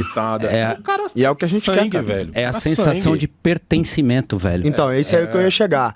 E aí tem um negócio que surge no G4 que é o seguinte, cara. Você conhece lá a turma, né? Então é uma galera intelectualmente bem impressionante. Então, cara, por que Harvard é Harvard? Por que Stanford é Stanford? Por causa da galera que já passou lá, né? Então o cara fala assim, porra, geralmente quem passa em Harvard tem essas virtudes aqui. Então logo, se eu estou lá, eu deveria ter essas virtudes também, né? A gente conseguiu formar, cara, um conjunto de pessoas bem específicas ali, que é bem raro de você ter essa galera. Que é a galera que eu diria que é a contracultura. Hoje nós somos os hippies do mercado. O porquê, né, velho? Porque a gente trabalha duro, porque a gente tá cagando pra pauta progressista. O que os outros acham que você tá fazendo. A gente tá cagando pro que os outros acham, cagando pra sinalização de virtude. A gente sabe que nós somos virtuosos de verdade, a gente não precisa sinalizar nada. Um processo de semi-cancelamento o tempo por conta inteiro. Disso. Acho que uma vez por semana, quase. Eu não sei se faltava bisigodo no time, faltava mulher. Não, você sabe como é que foi isso, cara? É que tem uma fera brabíssima, esqueci o nome dessa fera. É a mesma fera que arrumou confusão com o XP lá. Ele vive disso. Ele fica, tipo assim, tentando arrumar problema pra aparecer e pra ver se alguém banca a vidinha medíocre que ele tem. Aí tem um corte de um podcast meu que eu falo assim, cara, eu estou cagando por percentual de mulher, por percentual de negros, por percentual de japonês, percentual de branco que eu tenho no time. Eu estou cagando. Eu tô preocupado se essas pessoas são competentes. Se elas forem competentes, elas vão trabalhar comigo. Se elas não forem, pode ser anão albino que eu caguei. O arrombado cortou no meio. Eles pegaram só a parte e aí falaram isso. Aí eu realmente estou cagando. E eu me lembro dele tentando me cancelar. Eu falei assim, ô seu trouxa, eu tô no Japão esquiando, você tá na tua vida amarga aí, tipo, seguindo a minha. Vai tomar no cu. Simplesmente falei isso. Falei, cara, vai tomar no cu. Sabe por quê? Eu sou incancelável, velho. Quem vai me cancelar? O G4 vai parar de pagar dividendo? Eu não sou influencer, pô. Eu não tenho contrato com marca. Eu quero que se foda. Eu falo o que eu quiser, tá ligado? Então, esses caras morrem de raiva comigo. Eles, Brasil Fed Covid, essas páginas tentam me cancelar uma vez por mês. E eu sempre falo com os caras, falei, meu irmão, chupa o meu pau, brother. Tá ligado? Toma no cu, meu. Eu sou incancelável. Fala o que vocês quiserem, tá ligado? Isso na minha época, a gente falava assim, ó, cheira o sovaco do papai. Cheira o sovaco do papai. Mano, o meu cliente é dono de de empresa, velho. O cara tem uma folha de pagamento pra pagar no final do mês. Você acha que ele tá preocupado com essa porra? Tem família Ele tá na cagando responsa pra dele, isso, velho. cara. Ele tem... Mas chega uma galera lá meio seduzida por esse negócio, fala assim, Thales, isso é muito e tal, a gente deveria ceder. Cara, no meu time de executivos nunca Mas eu teve essa falo dos conversa. seus clientes, empresários. Ah, não. Não tem, velho. O negócio é o seguinte, os empresários, eles chegam geralmente pra gente e falam assim, cara, vocês me representam. Vocês falam o que eu gostaria de falar. Por favor, continue com esse negócio. Então, pô, quando eu assumi um certo protagonismo ali durante a eleição pra apoiar o Bolsonaro, aí o meu time ficou meio assim, falou, cara, será, velho? Se esse cara perder, vai ficar ruim pra gente, hein? Aí eu falei pros caras, cara, a gente anda na linha, nós somos pessoas éticas, a gente não faz nada de errado, eu sei que os caras vão encher o nosso saco. Eu quero que ele se foda, meu irmão. Vou fazer o que é importante pro Brasil e eu vou ser uma voz que vai apoiar o que eu acho que é certo. Você recebeu o Bolsonaro lá na Recebemos G4, no G4 e tal. Fizemos isso foi bastante conversado assim na equipe? Falou, vamos trazer o cara aqui. Não, cara, não foi porque... Cara, tem coisas que eu simplesmente pego e faço, porque é meu. Isso é estratégico. Então, isso é importante. Então, o meu time, ele só comply. Qual que é a importância, cara? Por que existe cultura woke? Né? Inclusive, o termo woke, ele vem de acordar no passado, né? Wake, né? Então, teve um romancista americano que escreveu uma matéria lá pro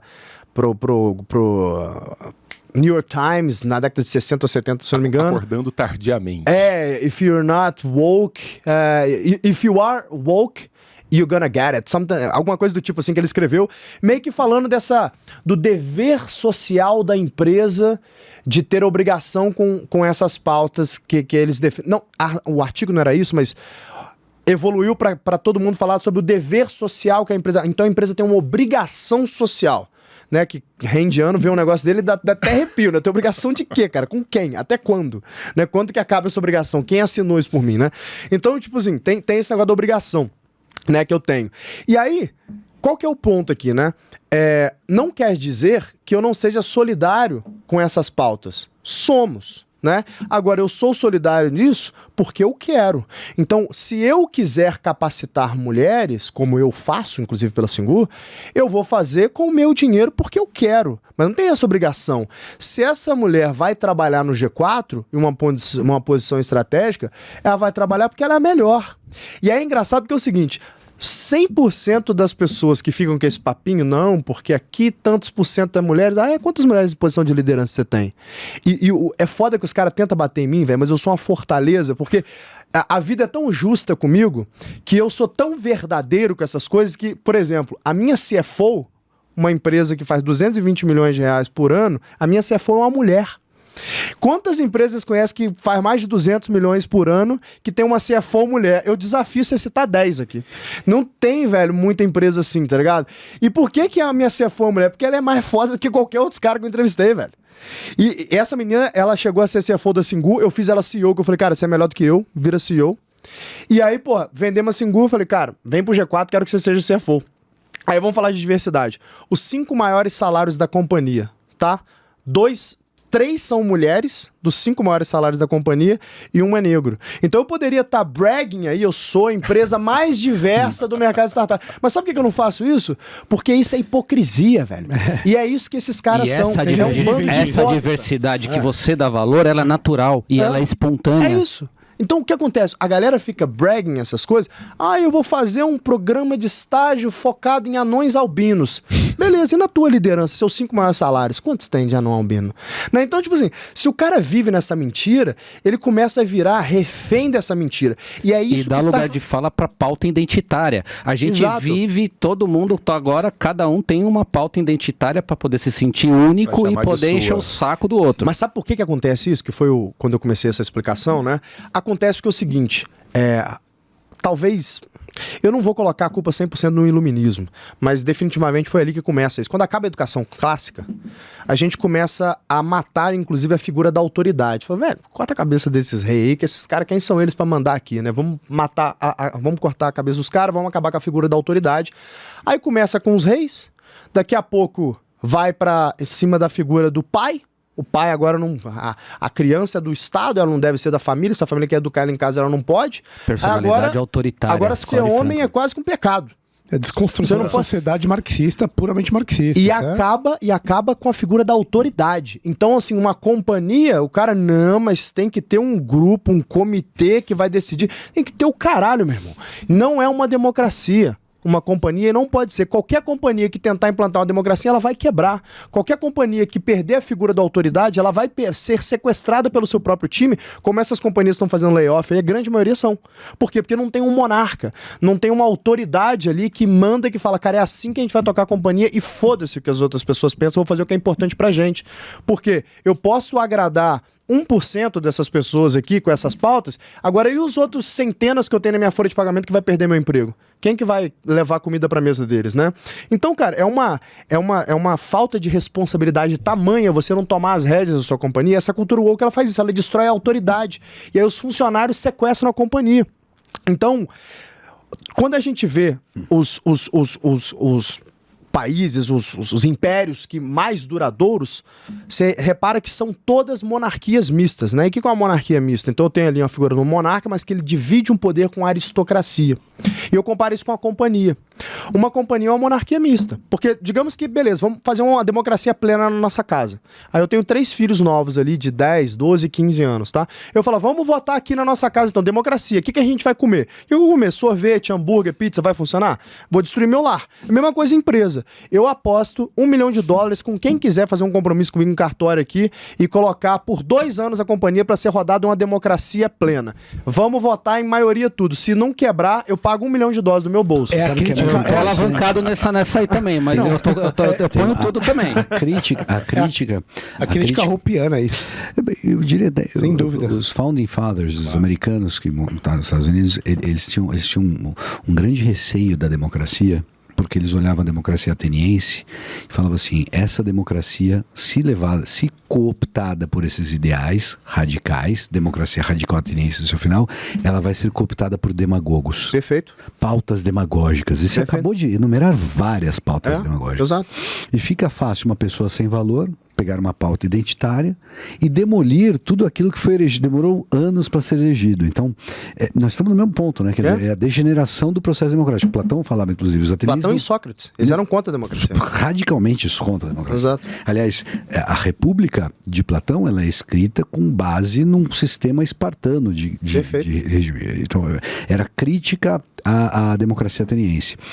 E o curioso disso tudo é que Platão falava na época, os atenienses só ficarão felizes, verdadeiramente felizes, até que os patos e os burros consigam votar. Perfeito. Porque a ideia de você garantir o sufrágio para todo mundo e a voz para todo mundo, não importa quão desclassificado, o medo da oclocracia. Não era só uma democracia, era a oclocracia, que é o governo dos miseráveis. É aqueles os desvalidos, aqueles que não têm nada, aqueles que não têm skin in the game.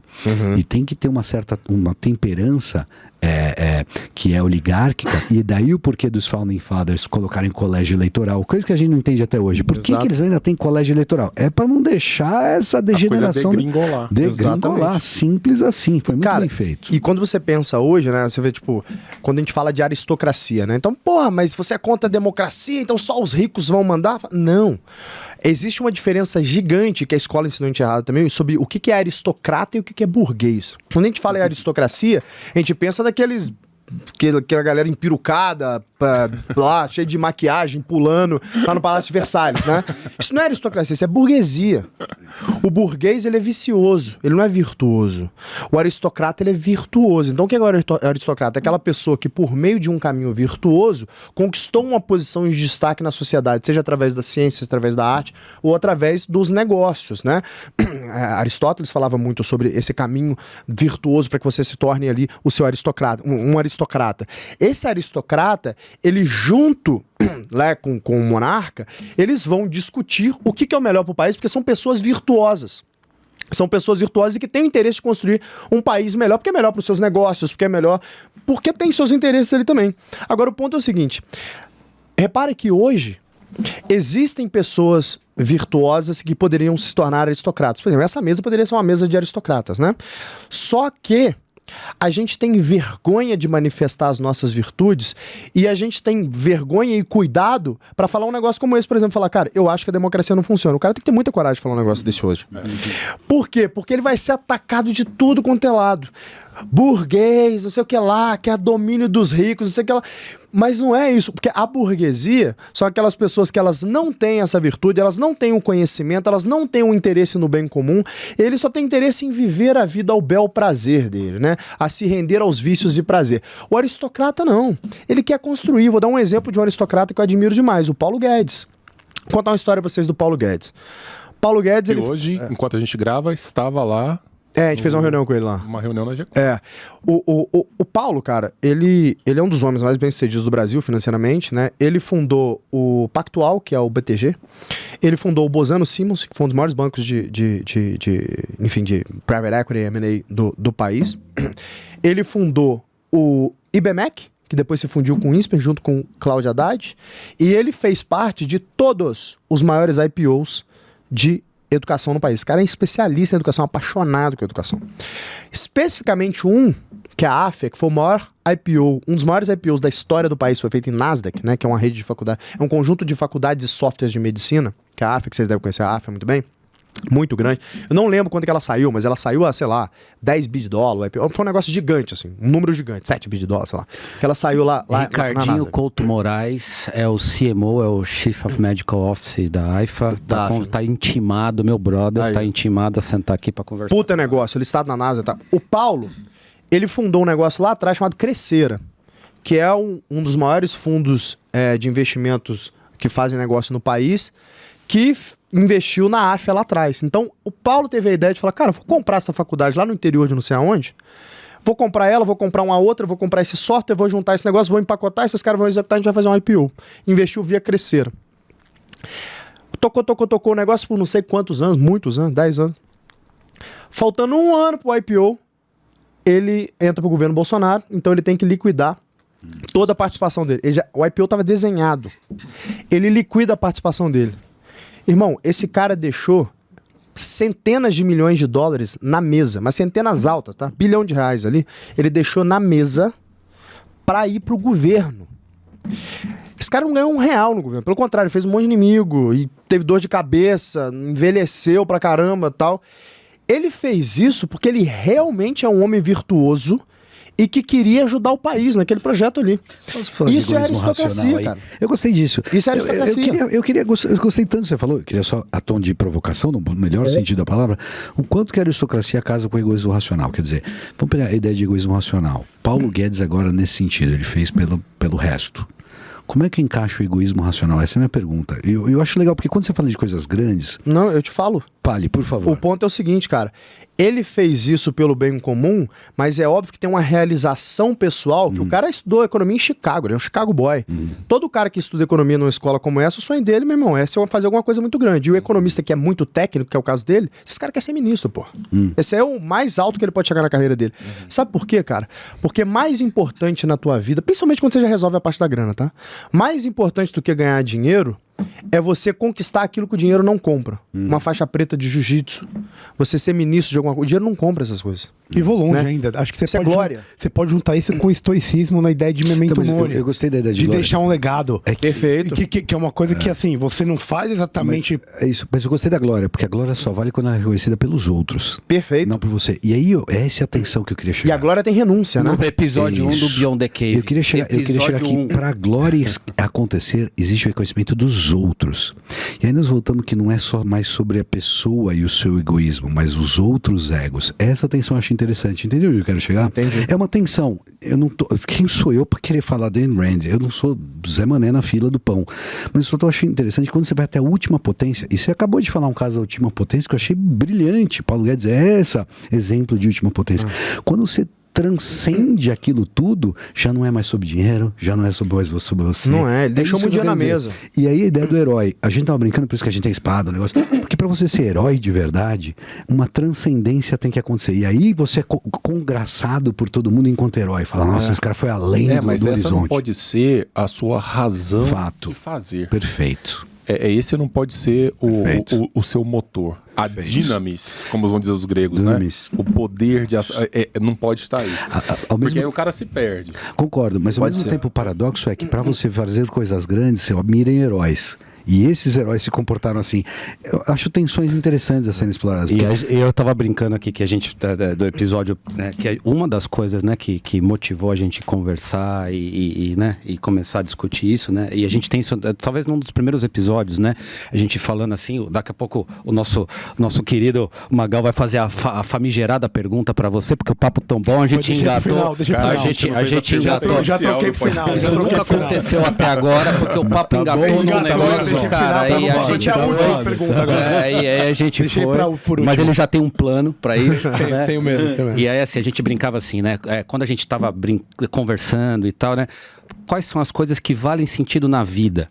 Né? Então, assim, para que você vale você por dinheiro, por skin in the game, por tempo, por dedicação, por força, né? E a gente brincava que tem 3 escolhas, né? Isso tem toda uma fundamentação, a gente estava falando aqui dos clássicos, isso tem uma fundamentação clássica, isso tem uma fundação de Idade Média, isso tem uma fundação de filosofia oriental, budista e tudo mais, né? Então, assim, dizem, né, as grandes religiões que você tem 3 motivos, né? Você pode buscar prosperidade e conforto, e você pode ter uma vida realizada dentro desta chave, dessa clave, prosperidade e conforto. Você pode ter a busca da dignidade e da honra, que vocês estavam falando agora, de glória e tal. E você pode ter uma vida realizada, que vale a pena ser contada, porque você buscou a dignidade e honra. E tem a terceira, que é a mais rara, que é a sabedoria ou a teologia, que é uma proporcionalmente na população, é muito menor, mas que também é uma vida que vale a pena ser contada, porque o cara dedicou e você entrega toda a sua energia em função disso. E nesses últimos minutos aqui a gente falou exatamente disso. E a grande discussão, né, nessa parte da psicologia durante a Idade Média era exatamente isso. É porque nós, dentro na nossa alma, a gente tem vários potinhos com essas coisas. Então, você tem que meio que dar um checked ali, né, na prosperidade e conforto, para você destravar a próxima fase da tua complexidade da tua alma. Aí você dá um checked na dignidade e honra para você abrir mão das armaduras, como a gente falou, para que depois você vai e vá buscar mais alguma coisa, ou uma transcendência. Ou uma sabedoria, de você ser um pensador e de você... É uma ideia até de perfeição nesse sentido. Perfeição. Uma perfeição perfeita. Areter a excelência da sua alma, né? Você adornar a sua alma com os melhores móveis que podem existir. Eu citaria aqui Carlos Magno, por exemplo, né, que foi exatamente esse caminho que ele faz. Então, as figuras, né, geralmente destacam Carlos Magno como aquele senhor cansado, meio triste, né? E os livros citam que Carlos Magno, ao final da sua vida, que ele morreu amargurado porque ele sentia que ele poderia ter feito muito mais. Horas. Esse cara foi quem uniu a Europa. Ele é o fundador da Europa. Ele pegou um monte de povo bárbaro que ficava um matando o outro e falou: galera, acabou essa porra, meu irmão. Quem manda nessa merda sou eu. Temos um conjunto de princípios e valores a seguir aqui.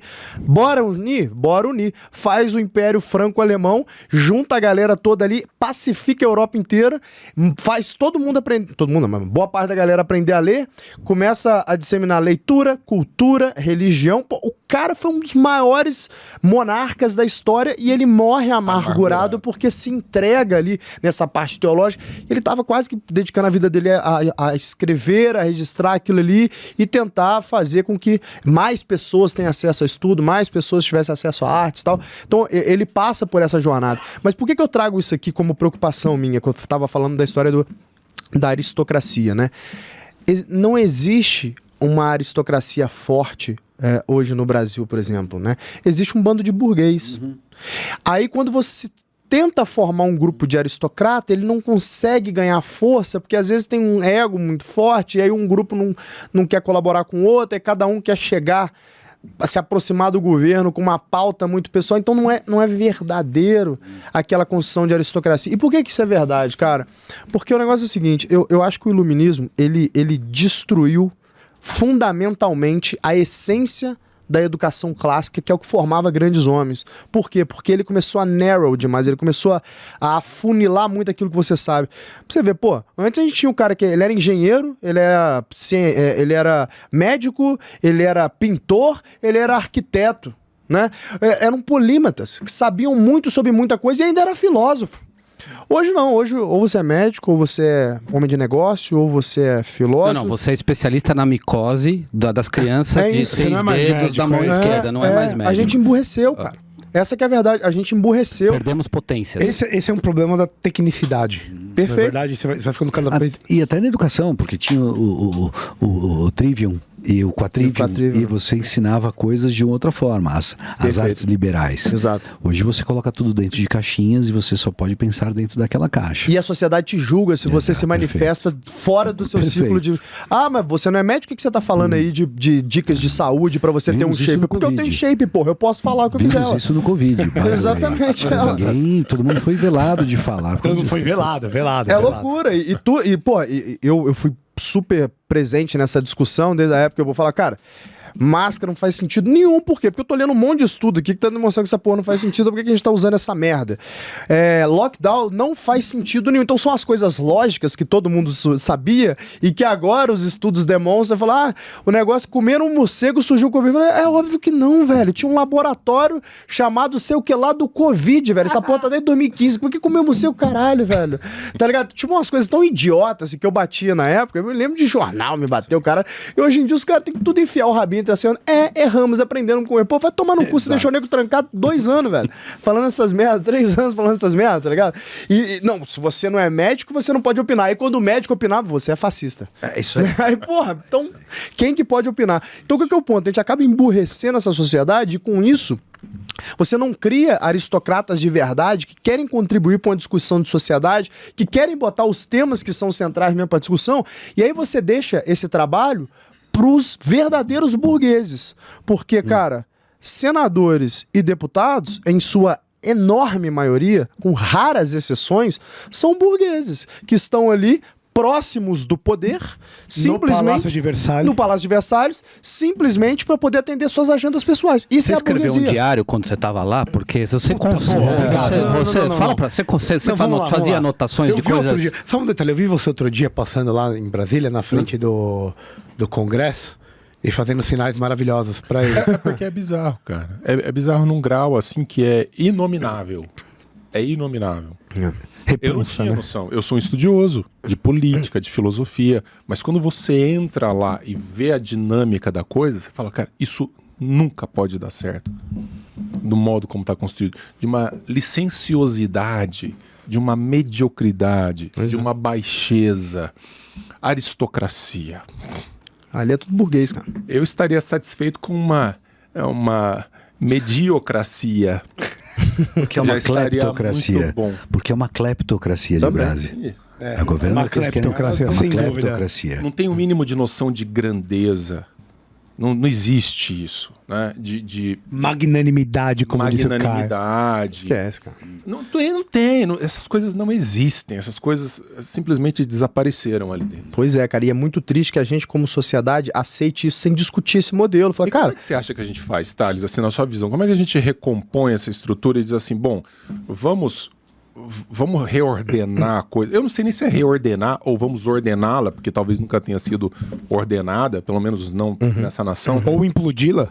Implodi-la. Você sabe que um ministro da educação do Bolsonaro, uma vez, um deputado perguntou, bom, qual que é a solução que você vê para as universidades? Ele falou, incinerar. O Weintraub, não é? Acho que foi um Não, foi antes ainda. Foi antes ainda. Falou, tacar fogo, é lança-chamas. Como é que é o nome dele? O professor de filosofia me escapou aqui agora. Qual? Não, mas eu não vou falar o nome dele porque é coisa de bastidor. É incinerar. Então, como é que a gente recompõe isso? Cara, esse que é o meu ponto, assim, e ele tá certo. Pra gente fazer esse processo, a gente tem que rediscutir o que é educação e como que a gente educa essas pessoas, né? Só que aí eu tenho um problema, cara, central aqui, né? Porque imagina, se eu tenho mais escola pública no Brasil do que McDonald's, e o McDonald's, que é o McDonald's, uma empresa listada com gente qualificada tocando, tem ineficiência, imagina o que é um negócio tocado por Funça. Vira escola pública. Não tem como funcionar, cara. Ponto de vista de gestão, não tem como funcionar. Então, obrigado. Não tem. Botar o Correios pra tocar Uber. Pois Uber essa foi a coisa que eu vi. Chama o Uber. Espera aí 3 semanas que ele chega no endereço errado. Exato. E te cobra uma taxa pra te entregar no endereço Os correto. caras, eles vivem num mundo paralelo, velho. Realmente, é uma sem noção absurda. Tipo assim, o cara ele não seria capaz de tocar o orçamento familiar dele. Aí ele toca um ministério, velho. Não, é bizarro. Tipo assim, é uma loucura, tá ligado? Não, porque porque é uma porra de um político, não um técnico, né, velho? Exato, velho. E é foda, porque é o seguinte, esses caras têm uns caras técnicos bons com eles, tá? E esses caras técnicos, por mais que eles sejam ideologicamente alinhados com eles, pô, bate às vezes a razão no cara e fala, peraí, velho, isso aqui tá demais. Aí o cara fala, não, deixa que tem que ser assim mesmo, não sei o que lá. É foda, mano. O bagulho é muito louco. Eu conheço o nego que tá envolvido ali e fala, velho, às vezes eu tento trazer um pouco pra razão, mas não tem jeito, porque lá não tem razão. Lá é agenda. Né? Existe uma agenda, eu tenho que seguir a agenda e acabou, entendeu? Então, cara, a gente, como sociedade, tem que conseguir se unir em grupos aristocratas que tenham o poder de começar a mexer aonde que dá pra mexer mesmo. Ou seja, começar pelo Congresso. Eu vou te dar um exemplo de uma boa iniciativa, que eu discordo de alguns pontos dessa iniciativa, mas eu acho que na balança é uma iniciativa virtuosa, né? Que é o Renova. Então, o Edu junta ali com um bando de... Pô, com um bando é um termo ruim. Ele junta ali com um grupo de pessoas... Comunistas. Não necessariamente, tem de direito também. Não, ele junta com um grupo de pessoas que realmente preocupam com o país, isso é verdade. Sim. Todo mundo que pingou dinheiro naquele negócio são pessoas virtuosas, são aristocratas. Estejam eles de pessoas de visões mais progressistas ou não necessariamente o cara tem uma visão progressista, ele é um cara do mal. Sim, né? Você não tá na escola do camarão, é bundle. Então é um grupo, não é um bando, é um bundle, é um grupo de pessoas. Tem um grupo ali, cara, virtuoso de verdade, que se preocupa com o país, que pingou o dinheiro e não renova. Gosto muito desse projeto. Então o Edu fala assim, cara, vou fazer um processo seletivo, vou fazer um programa de formação para essas pessoas de direita, pessoas de esquerda, e eu vou funding a candidatura dessas pessoas. E, cara, quando você pega ali, tem pessoas que eu discordo, mas que eu admiro. E aí, pô, o pessoal de direito fica até bravo comigo quando eu falo. A Tabata, eu conheci a Tabata em Harvard, tá? Eu tava palestrando num evento em Harvard lá, que tem lá anual, me apresentaram para ela, eu conheci ela tava undergrad ainda. Ela ninguém nem sabia que era a Tabata. Falei, cara, essa menina é uma menina muito inteligente. Bem, ela tem uma visão progressista, mas ela é muito inteligente. Pô, seria uma bênção de Deus ter uma esquerda com pessoas igual a Tabata, uma menina inteligente e tal. Cara, eu só discordo da visão dela, mas beleza, isso é o seu regime democrático. Justo.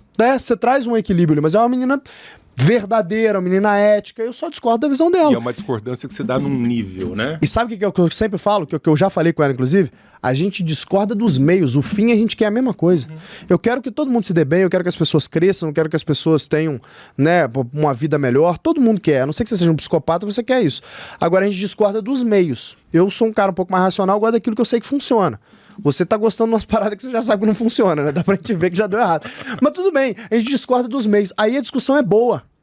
Agora, quando a gente tem pessoas, como a gente tem hoje uma esquerda formada por gente mau caráter, aí é diferente. Porque aí na pauta do tem dia a dia... bandido ali, né? Você tem uma quadrilha hoje, né? Então, vamos lá, são criminosos que tomaram o poder ali. Aí, meu amigo, não tem discussão. Aí é uma quadrilha que toma um poder para a agenda própria. Então, meu irmão, se esse cara fosse de direita ou de esquerda, é quadrilha, é bandido, né?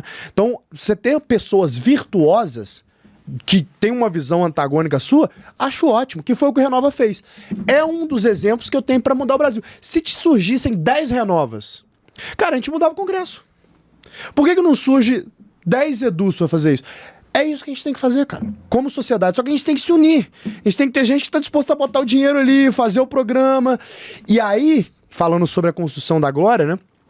O Edu, por exemplo, ele abdicou de tocar o fundo dele, de fazer as coisas ali, ele abdicou de ganhar dinheiro, botou dinheiro dele e construiu essa parada. Cara, é um homem virtuoso. É um homem virtuoso que com certeza tá ali na sua busca pela glória e de fato fez um ótimo trabalho, faz um ótimo trabalho com o Renova ali, até ele estruturar tudo, agora ele já tá tocando uns outros negócios dele, mas até estruturar tudo, ele ficou ali por uns bons tempos, sei lá, 3, 4 anos estruturando esse negócio em prol da sociedade, pela visão da sociedade. A gente precisa de mais Edus. E tem que ser um pouquinho mais pragmático, né? Porque você estava falando, a gente estava usando aqui a figura da Tabata como né, uma coisa distante do que como a gente se identifica e tudo mais, mas na prática do dia a dia, que é o que você falou ali, né? No final, a gente quer a mesma coisa, independente de como ela arquiteta isso na cabeça dela, tal, se tá tudo combinado, tá tudo bem. Exato. Né? Então, se a discussão é frutífera, é bom. Que é discussão de meio, não é discussão de fim. Agora, quando você tem um cara que fala assim, por mim o Uber pode ir embora que a gente bota o Correios pra poder administrar o Uber. Cara, não tem discussão pra esse negócio. Canalice, né? Cara, É canalice, né? porque ele sabe que isso não funciona. Então pô, o que eu vou discutir depois do modelo? O cara fala um negócio desse comigo, eu levanto a mesa e falo, tá bom, brother, não tem o que falar com você. Depois não tem o que falar, tá ligado? Então, Então, aí fica ruim a discussão, entendeu? Excelente. Perfeito. Não, perfeito, genial. Eu só queria. A gente tem mais um pouquinho de tempo? Como que nós estamos aí? Temos um tempinho? Eu queria. Você falou de tecnicidade. Fazer um negócio de livro aqui que é maravilhoso. Mas calma, Dessa vez eu vou eu ganhar. só quero fazer mais uma perguntinha aqui. Você que pensa, tio. Você que Ah, o cara, pensa. você tá fudido. Uma coisinha, Campeão você falou já tá de, dado. a gente falou de tecnicidade. E por que eu trago isso? Porque o médico, e como nós três somos médicos, e ele é um médico da alma. Exato. Iluminado. São três, né? E um médico da alma. Ele passa por uma formação que é baseada em tecnicidade, em hard skill. Perfeito. Você aprende a clinicar, né? Hard skill, cara, é o tempo Cortar todo. coisas pequenas, Abre, rápidas e se corta e fuder depois merda, costura. você resolve. Então você tem que ser muito bom da hard skill. E essa formação, ela não é embebida de soft skill. Perfeito. E eu acho, me parece pelo menos que você, pelo contrário, você é um cara embebido de soft skill que foi adquirir hard skill. E eu queria que você falasse para os nossos amigos médicos o quão é importante você entender a soft skill, porque ela pode ser um propulsor para fora da caverna, que a gente fala. Claro. Pro cara parar de olhar. Porque o médico, ele começa a ganhar bem, ele começa a cavar pra dentro. O sonho dele é que ter uma carteira assinada, entendeu? Ele quer ter 30 dias de contínuos no ano pra poder viajar com Ele as filhas. começa a cavar pra Ele dentro, começa. Não, ele velho. cava pra dentro, ele cava E pra aí dentro. ele e quer ter tá- horário. Ele quer, o sonho da vida do médico, que é um profissional liberal, é ter horário, porque ele vai ter Principalmente o previsibilidade. plantonista, né? Se ele puder sair dos plantões de final de semana. Não, e aí ele começa só a olhar pra sombra lá dentro da caverna e esquece da luz do sol. E eu acho que o soft skill é uma das principais razões, que é o que falta, pra ele continuar cavando pra dentro. Cara, acho que a primeira provocação que eu faço pros nossos amigos médicos, tem muitos amigos e clientes do G4 médicos, inclusive, né? Primeira provocação é o seguinte: a faculdade de medicina te ensina a clinicar, mas não te ensina a ganhar dinheiro. E você, muitas vezes, você tomou a decisão de fazer medicina porque você fez uma análise de custo de oportunidades e falou, cara, já que eu vou ter que trabalhar duro pra fazer alguma coisa e eu sou um cara inteligente, deixa eu estudar medicina, que é o que me paga melhor. Até um certo ponto. Então, o médico, ele é o profissional que ele começa a carreira dele ganhando mais dinheiro. Só que aí ele estabiliza. Vou comparar um médico com um engenheiro, tá? O engenheiro acabou de formar, ele arruma um emprego ali, ele vai ganhar 10, 12 mil reais. O médico acabou de formar, ele tira 30 fazendo plantão. Então ele já tira o dobro desse engenheiro. Só que esse engenheiro pode ser abrir uma empresa, pode ser CEO de empresa, esse cara pode fazer bilhão, ele pode construir patrimônio. O médico, se ele não tiver uma visão empreendedora, o máximo que ele vai fazer é fazer um monte de plantão e ser um escravo da própria agenda. O piso é alto, mas o teto é baixo. Enquanto você trabalhar por hora, meu amigo, você é um escravo, tá? Porque se você quebrou tua mão, se você ficou doente na cama, você não ganha dinheiro, você não paga as suas contas. Se você sai de férias com sua família, você não tá ganhando. Então você é um escravo. Você está escravizado pelo seu salário, pela sua agenda ali. Quando que o médico sai da caverna e deixa de ser escravo? Como ele entende que ele é um médico, mas ele é um empreendedor na essência. Se ele for abrir uma clínica, ele é um empreendedor. Ele tem que entender de fluxo de caixa, ele tem que entender de marketing, ele tem que entender de processo, ele tem que saber fazer networking, e é aí que o G4 entra. A gente tem programas de formação lá, são mais de 11 programas de formações presenciais e mais de 30 online, onde a gente pega microassuntos do tipo G4-6, vou ensinar vendas para esse cara. Pô, o G4 imersão e mentoria, vou ensinar estratégia e processo. G4 Traction, vou ensinar para esse cara a montar de fato um negócio para quem está começando ali, é mais uma imersão para quem está começando. Então a gente tem produtos que acomodam a visão desses clientes, desse médico que vai para falar assim, cara, deixa eu te ensinar a ganhar dinheiro, deixa eu te ensinar a montar um consultório, deixa eu te ensinar como é que você toma uma dívida, deixa eu te ensinar o que é fluxo de caixa, deixa eu te ensinar o que é marketing, como é que você faz campanha para você atrair cliente, para você sair dessa escravidão do plantão, para você sair da escravidão de trabalhar na clínica de alguém, pra você abrir a tua clínica, criar a tua marca, para depois você ter outros médicos trabalhando para você, e aí você tira férias, meu irmão, faz tuas coisas, quando você volta, o teu dinheiro tá saindo ali de qualquer forma. Então, eu acho que a primeira coisa importante do médico é ele aprender que, cara, ele é médico, mas ele é um empreendedor, então ele tem que aprender a fazer negócio. A segunda parte daqui sobre soft skills é o seguinte, se ele não continua a se evoluir enquanto pessoa, enquanto profissional, ele vai ser um médico, por definição, medíocre, né? Ele Sim. vai ser como a média dos Mediano. outros, mediano, Medíocre dos como outros mediano. médicos. Ele pode até ser tecnicamente incrível, só que aí ele, no máximo, vai ser contratado por alguém que se preparou, aprendeu a vender, aprendeu a fazer networking, aprendeu a falar. Cara, tem uma coisa que eu falo pra todo mundo, que eu acho que serve aqui. Existem dois tipos de pessoas. Os que sabem vender e os que trabalham para quem sabe. Boa, genial. E saber vender é uma Sim, soft skill sim, super importante, sim, entendeu? sim. Você tem que saber vender. Você tem que valorizar o seu produto. Você né? tem que saber vender. Você tem que saber empacotar. Você tem que saber vender. Você tem que saber fazer negócio. Quando você casa, você está se vendendo. É, Quando justo. você entra de Pra vida emprego, você está toda. se vendendo. Quando você vai falar com o padre, você está se vendendo. Quando você vai falar com o seu professor, você está se vendendo. Vai falar com sua mãe, você está vendendo. You're always, ABC, always be closing. É isso aí, Always be closing. E aí tem uma parada na medicina que é o seguinte. Bom, é um serviço de ticket alto. Então dá pra fazer muito dinheiro ali, né? Só que dá pra fazer muito dinheiro desde que eu tenha uma visão, né, de mercado. E aí o que eu vejo dos médicos que eu conheço que mais faz dinheiro? Então o cara tem a fonte primária de receita dele ali, que é a clínica dele. E fala, bom, vou diversificar. Vou pegar esse dinheiro aqui e vou contar o caso do Thiago Volpe, que é um amigo meu que fez um patrimônio muito grande. Então ele montou ali a clínica dele, Clínica Volpe. Falou, cara, vou criar uma marca forte. Clínica Volpe criou uma marca forte. Começou a cobrar R$1.800 por consulta. E aí começou a falar, cara, o cara vem aqui, ele tem que fazer os manipulados dele. Pô, vou arrumar alguém que seja sócio de uma farmácia de manipulação para que eu invista nesse negócio. Buscar pra que eu cadeia. Eu vou pensar toda na minha cadeia. Eu vou investir nesse negócio. Aí ele falou, cara, agora eu vou diversificar. Agora eu quero investir na franquia de Espaço Laser. Eu sempre não gostei de Espaço Laser. Então, quando a gente foi fazer lá o IPO da Espaço Laser, a gente comprou todos os franqueados. Cara, nessa brincadeira aí, o Volpe fez dezenas de milhões. Por quê? Porque ele vendeu a rede de franquias que ele foi montando ali. Então, o cara... Não é sobre medicina, é isso que você está contando. É sobre como fechar negócios. Acho que depende do tempo. Primeiro, você vai ser tecnicamente impressionante, Sim. você vai saber o que você está fazendo. Aí daqui a pouco você fala assim, como é que eu trago mais pessoas Claro. que estão naquele momento que eu estava há 5 ou 10 anos atrás, para agora trabalhar aqui enquanto eu vou construindo patrimônio. Agora que eu construí patrimônio, eu vou diversificar esse patrimônio. E aí você fica livre, você deixa de ser escravo da tua própria agenda para poder fazer as outras coisas que são importantes. Aí você sai da caverna. Aí você Exatamente. sai da caverna. Mas você já sai da caverna com vários apetrechos para fazer a escalada, né? Ó, a gente certeza. tem que liberar o Thales porque ele tem alguns compromissos importantíssimos. Tô ligado. Já contou em off pra gente, é coisa pesada, de trabalho. Então, Vai dar Porra, trabalho. obrigado, cara, vai. Não, mas antes disso tem uma... Não, faz a pergunta que Não. Quem tem Faz a pergunta, Patrão? vamos fazer a pergunta. pergunta mas, essa. mas tem a pergunta que a gente deveria ter feito, seria a primeira pergunta pra deixar você ir embora. Tá. O que é vida boa pra você? Cara, é uma boa pergunta, viu? Cara, vida boa pra mim é ser dono da minha agenda, ser dono do meu próprio tempo e poder dizer os meus nãos, que são importantes pra mim. É muito importante pra mim eu falar, cara, essa parada eu não quero fazer. Eu vou contratar alguém pra fazer por mim. Isso pra mim é vida boa. É isso aí. É isso Genial, aí, excelente. velho. Mas antes de Uma terminar, ótima definição. quadro final aqui, nosso querido... Agora é o pau.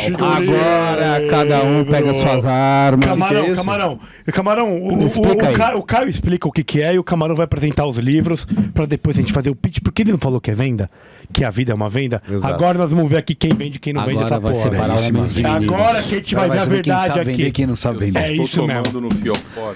Vamos ver. Vamos lá. Você tá perdido. Então, assim, o nosso querido convidado Thales vai dizer o seguinte: cada um trouxe aqui um livro que tem a ver ou com o convidado, ou que tá lendo, ou que Ou não pegou tem na nada a ver, hora, não tem nada a ou ver. que tava no carro, Roubou de alguém. tal, e não sei o que, mas é um livro interessante e que tem a ver muito com a pessoa. Então, o primeiro exercício mandinar é você, baseado nessa conversa, o Camarão vai apresentar os livros aqui, você vai fazer um exercício de dizer, porra, esse livro combina com aquele cara. Esse livro, primeiro quem que- trouxe quem qual livro trouxe pra qual você? livro? Ah, tá. Pensei que eu ia vender o livro. Já tinha aberto o chat GPT e colocado como você venderia o livro. Esse é o cara, velho.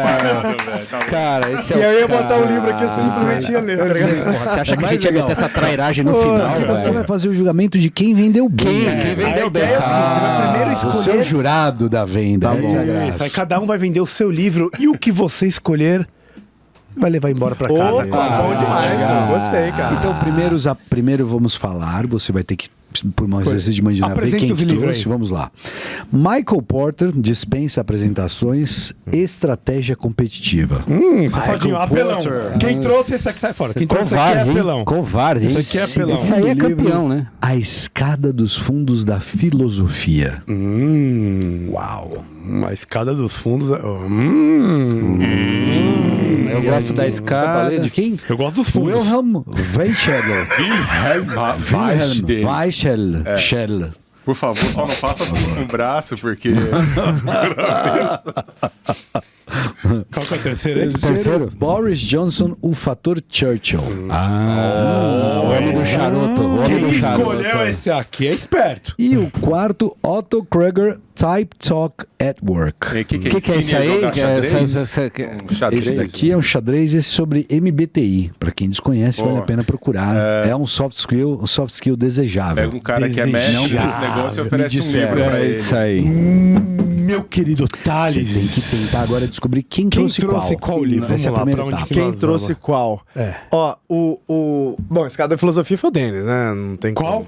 Esse aqui? A escada da filosofia acho que foi o professor. Denis, cara, puta, se foi, vai perder. Mas tudo bem. Olha, e é bonito Eu não esse sei livro se foi aí. não, mas tudo bem. Esse livro tem cara de Você que tem custa caro. certeza hein? que foi ele que Esse trouxe livro esse tem livro custa aí? caro, hein? Deixa eu ver, foi Sei lá, me fresquinho. parece. Ele custa caro. Vai lá, Vamos lá. Churchill, eu acho que foi você. Eu? É. Região, Foi bem escolhido, bem escolhido. Caio Camargo. Cara, esse aqui também. Eu acho que Porter foi você e o Type Talk at Work foi você. Boa. E aí? E aí? 50%. 50%. Foi bem. Foi bem pra caralho. E vou te falar que fazia até mais sentido eu ter trazido esse e ele ter Verdade. trazido esse. É verdade. Vou ser bem sincero aqui, ó. Você foi tão bem, você errou acertando. Pegadinha do Magal. Pegadinha do Magal. Agora vamos lá. Agora nós temos 1 minuto cada um Rápido, para hein? fazer a venda Rapidinho. de 1 minuto para escolher qual que vai levar. Quem vai começar? Eu não começo. Vai, Caieira, vai. Eu não começo. Vai, Então Caieira. começa quem chegou atrasado. Vai. Muito bem. Eu vou citar. Bom, Boris Johnson dispensa apresentação, primeiro-ministro do Reino Unido, prefeito da cidade de Londres, que se comporta de forma diferente do resto das cidades.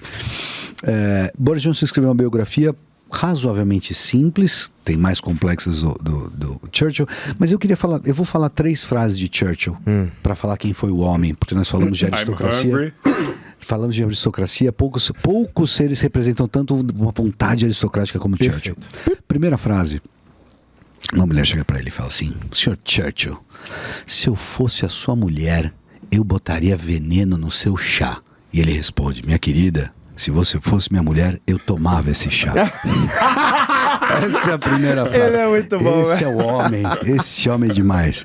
Segunda frase, lá pela festa, uma festa, Churchill tirando sarro de pessoas, uma mulher também ofendida para ele, não que ele fosse misógino, mas curiosamente 2 mulheres. Uma mulher chega para ele e fala assim: Sr. Churchill, o senhor é um bruto e um bêbado. E ele vira para ela e fala assim: a senhora tem razão, mas a senhora, por contramão, a senhora é feia. Eu amanhã estarei sóbrio. Ele é muito bom, né? Muito bom, Benizório. Foi bem. Agora chega, né? Eu guardei a terceira. Eu guardei a terceira. Minuto. Eu guardei a terceira porque falamos disso e eu só queria falar disso. Cabe a igual ele, a Copa tem cabe a ainda. ele a melhor definição da democracia, porque falamos da crítica democrática aqui, que tem que ter espaço, mas ele deu a melhor definição da democracia. A democracia é o pior sistema de governo, com exceção de todos os outros. É interessante porque queremos criticá-la, mas não queremos demoli-la. Eu teria parado na segunda frase. Não é um livro, não é um Só queria falar pitch, né? isso. Eu teria parado na segunda frase. Não, a novela do... É uma novela. Eu quero você vender um pitch, você vender um Romance. seriado. É o né? romance do livro. É o romance do livro. Vai aí, Caio. Cara, pra mim é simples, prático, objetivo e assim, cara, Michael Porter, cara. Michael Porter eu tive a felicidade de conhecer quando fui ejetado da caverna e tive que empreender em saúde. Me dei de cara com Michael Porter e quando se fala em valor em medicina, esse é o cara que pautou isso. Coincidentemente, eu fui descobrir muito tempo depois que esse cara também é um cara que o mundo dos negócios conheceu. Não, E esse Ele é o cara. Ele nas últimas Estratégia décadas, com ele. estratégia comercial, esse cara, como posicionar a sua marca, o seu produto. E aí a gente falou um pouco aqui de saúde e tudo mais, né? Então, assim, e a gente nem discutiu isso, vai ficar para a próxima vez que o Thales vier aqui com a gente, né? De discutir saúde pública aí, por exemplo, né? Mas isso aqui é o enquadramento do Porter, por exemplo, né? Que é um produto bom? É um produto de custo baixo, diferenciação Porra, que trem e chato, foco. cara. Pelo amor Então, de é Deus. assim, quer ganhar dinheiro? Lê isso aqui. Gostei, Caio. Gostei, Quer dormir. Quer dormir. Por isso que tá pobre, por isso que tá pobre, por isso que tá pobre. Gostei, tô junto. Beleza. Eu vou deixar você por último, porque vocês não ganham nenhuma, vai ganhar a primeira hoje. Você vai, já não. tá arregando? Você Não, quer não vai, dividir não dois vai, não. primeiros? É o Vai seguinte, saltar com vara? Vamos ser bem sinceros aqui, ó. O cara Pô, gosta de filosofia. Porter, você já conhece isso há quanto tempo? Então. O Winston Churchill, você conhece isso há quanto Não tempo, aguento negão? mais ouvir falar de No Churchill, horóscopo, cara. da Não bosta, aguento isso aqui, mais. você já leu tudo disso aqui. Eu prefiro Começa ouvir por aí. falar do Lula do que do Churchill. Tá o dia inteiro isso aqui. nesse podcast. Não aguento mais falar. Aí, ó. Vai fazer uma bagunça. Aí, É emoção. Tá tudo certo, tá tudo certo. Ainda bem que não molhou o livro, porque dá pra ele levar pra casa. Seguinte, por que eu trago isso pra você? Porque isso aqui é uma ferramenta. Uma ferramenta para uso dentro da empresa. E eu acredito que você não tenha um conhecimento Como não tem conhecimento? O cara acabou de fazer 200 milhões nesse mês passado. Não, do MBT. Conhecimento específico da ferramenta, meu amigo. Posso falar um pouquinho aqui? Já fez eu derrubar o negócio. Ele já tá com medo. Você ainda fica pondo mais medo, não dá. Específico da ferramenta. E essa é uma ferramenta que ela é, de um certo ponto de vista, rendiano, porque ele fala de pessoas, individualidades, e que cada um tem uma personalidade específica. Aqui dentro você vai aprender a entender quais são as funções cognitivas de acordo com a classificação da personalidade de cada um e como trabalhar isso, tanto para o intrapessoal, para a melhora de cada um, que é o que você faz no seu dia a dia, melhora você a cada dia, como na melhora interpessoal da relação das pessoas que estão na sua empresa. Então aqui dentro tem algo que é completamente diferente de coisas que você já conhece, é por isso que eu trago esse livro para você. Inteiro o quê? Inteiro o quê? Puta que pariu, acabou a cerveja aqui. Nós falamos aqui, fundamentalmente, de criação de casta aristocrática. Se existe um modo melhor de fazer isso do que frequentando os espíritos aristocráticos que já existiram na nossa história, desconheço. Nossa, Belo pitch. transcendente. Eu tô tentando, velho. Esse livro do professor Weichdel, ele tem uma abordagem muito diversa de tudo aquilo que a gente já leu sobre história da filosofia, porque exatamente ele vem pela escada dos fundos da filosofia. Ele não vem pela porta da frente, pelo pórtico, que geralmente é utilizado para apresentar todos os Pela filósofos. estoa. Sempre com muita, né, sempre de modo muito pomposo, muito iluminado e tudo. Não. É entender o cotidiano da vida desses caras, os dilemas do dia a dia da vida desses caras e, por via de consequência, entender melhor o que fez com que cada um desses fosse um gigante na construção do nosso histórico intelectual. Então, entre outras coisas, você vai encontrar aqui, entre outros nomes, Voltaire, Rousseau, Plotino, Pode ler? Epicuro, Aristóteles, Zenão. Tá liberado É isso? uma lista todo enorme comunista. de grandes Tá liberado filósofos cola no negócio, é isso? apresentados de maneira muito gostosa. Você vai ler 20 minutos disso aqui toda manhã e vai falar: eu vou pro mundo, eu vou vencer o mundo e meu intelecto é poderoso e viva o Denão, caralho! Agora vai! Eu acredito, Brasil!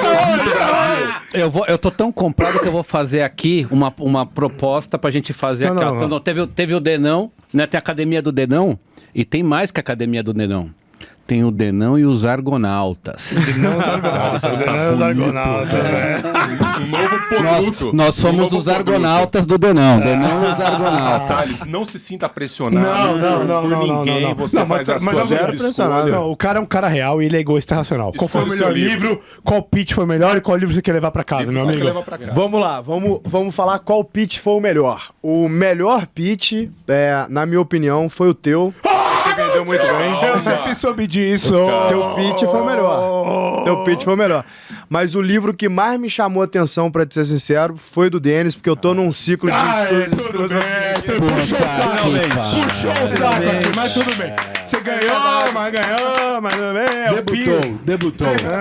Não, debutou. É que eu tenho uma busca de estudo filosófico aí e tal. Então, Puta pitch. Fiz com o maior carinho, me dediquei. Aí, mas fez um puta pitch, isso é verdade. Lá da minha pô. biblioteca direto para suas mãos. Com Ah, que bonito. Gostei, Denis. Tá no placar, saiu do zero, velho. Agora eu vou dar uma de burguês. Vocês fazem um side bet, né? Tipo, vocês apostam, cada um pinga 50, quem ganhar. Aí, ó. Não, porque eu já sou mais rico, então é melhor não fazer isso não, porque eu já sou mais rico, que tem alguém que ganha muito, então fica aqui. Ô, Thales, obrigado, viu, cara? Imagina, cara, um prazer estar com vocês. Nem vi passar a hora, velho. Foi bom demais. Tá Cara, bom. genial, Tá bom. você é puta exemplo de vida, velho. Obrigado. Isso aí. Cara, Inspirador sem mesmo. dúvida. Inspirador, pô, foi Obrigado. sensacional recebê-lo. Seria um prazer tê-lo de volta. Pô, vamos marcar assim. Quando você puder, daqui, pra me falar quais foram os novos projetos, as novas empresas, Claro, pô. as coisas que você fez, porque Vem foi contar pra nós. muito Come legal. come close, cara. Isso aí. Vai ser um prazer voltar, galera. É muito bom. A gente estava falando de aristocracia, né? É muito bom que a gente tenha uma mesa aristocrática de pessoas virtuosas, profundas em temas, onde a gente pode sair do status quo sem o medo de discutir Boa. aquilo que as pessoas têm muito milímetro para tocar, né? Acho muito bacana o que vocês fazem aqui. Com certeza vou voltar. E parabéns pelo seu trabalho. Parabéns. Parabéns, isso irmão. aí. Obrigado. Parabéns. Tamo muito, junto. muito obrigado, pessoal. Valeu, boa noite. galera. Boa noite, valeu. Buenas Quis bem. noches. Foi. Tchau.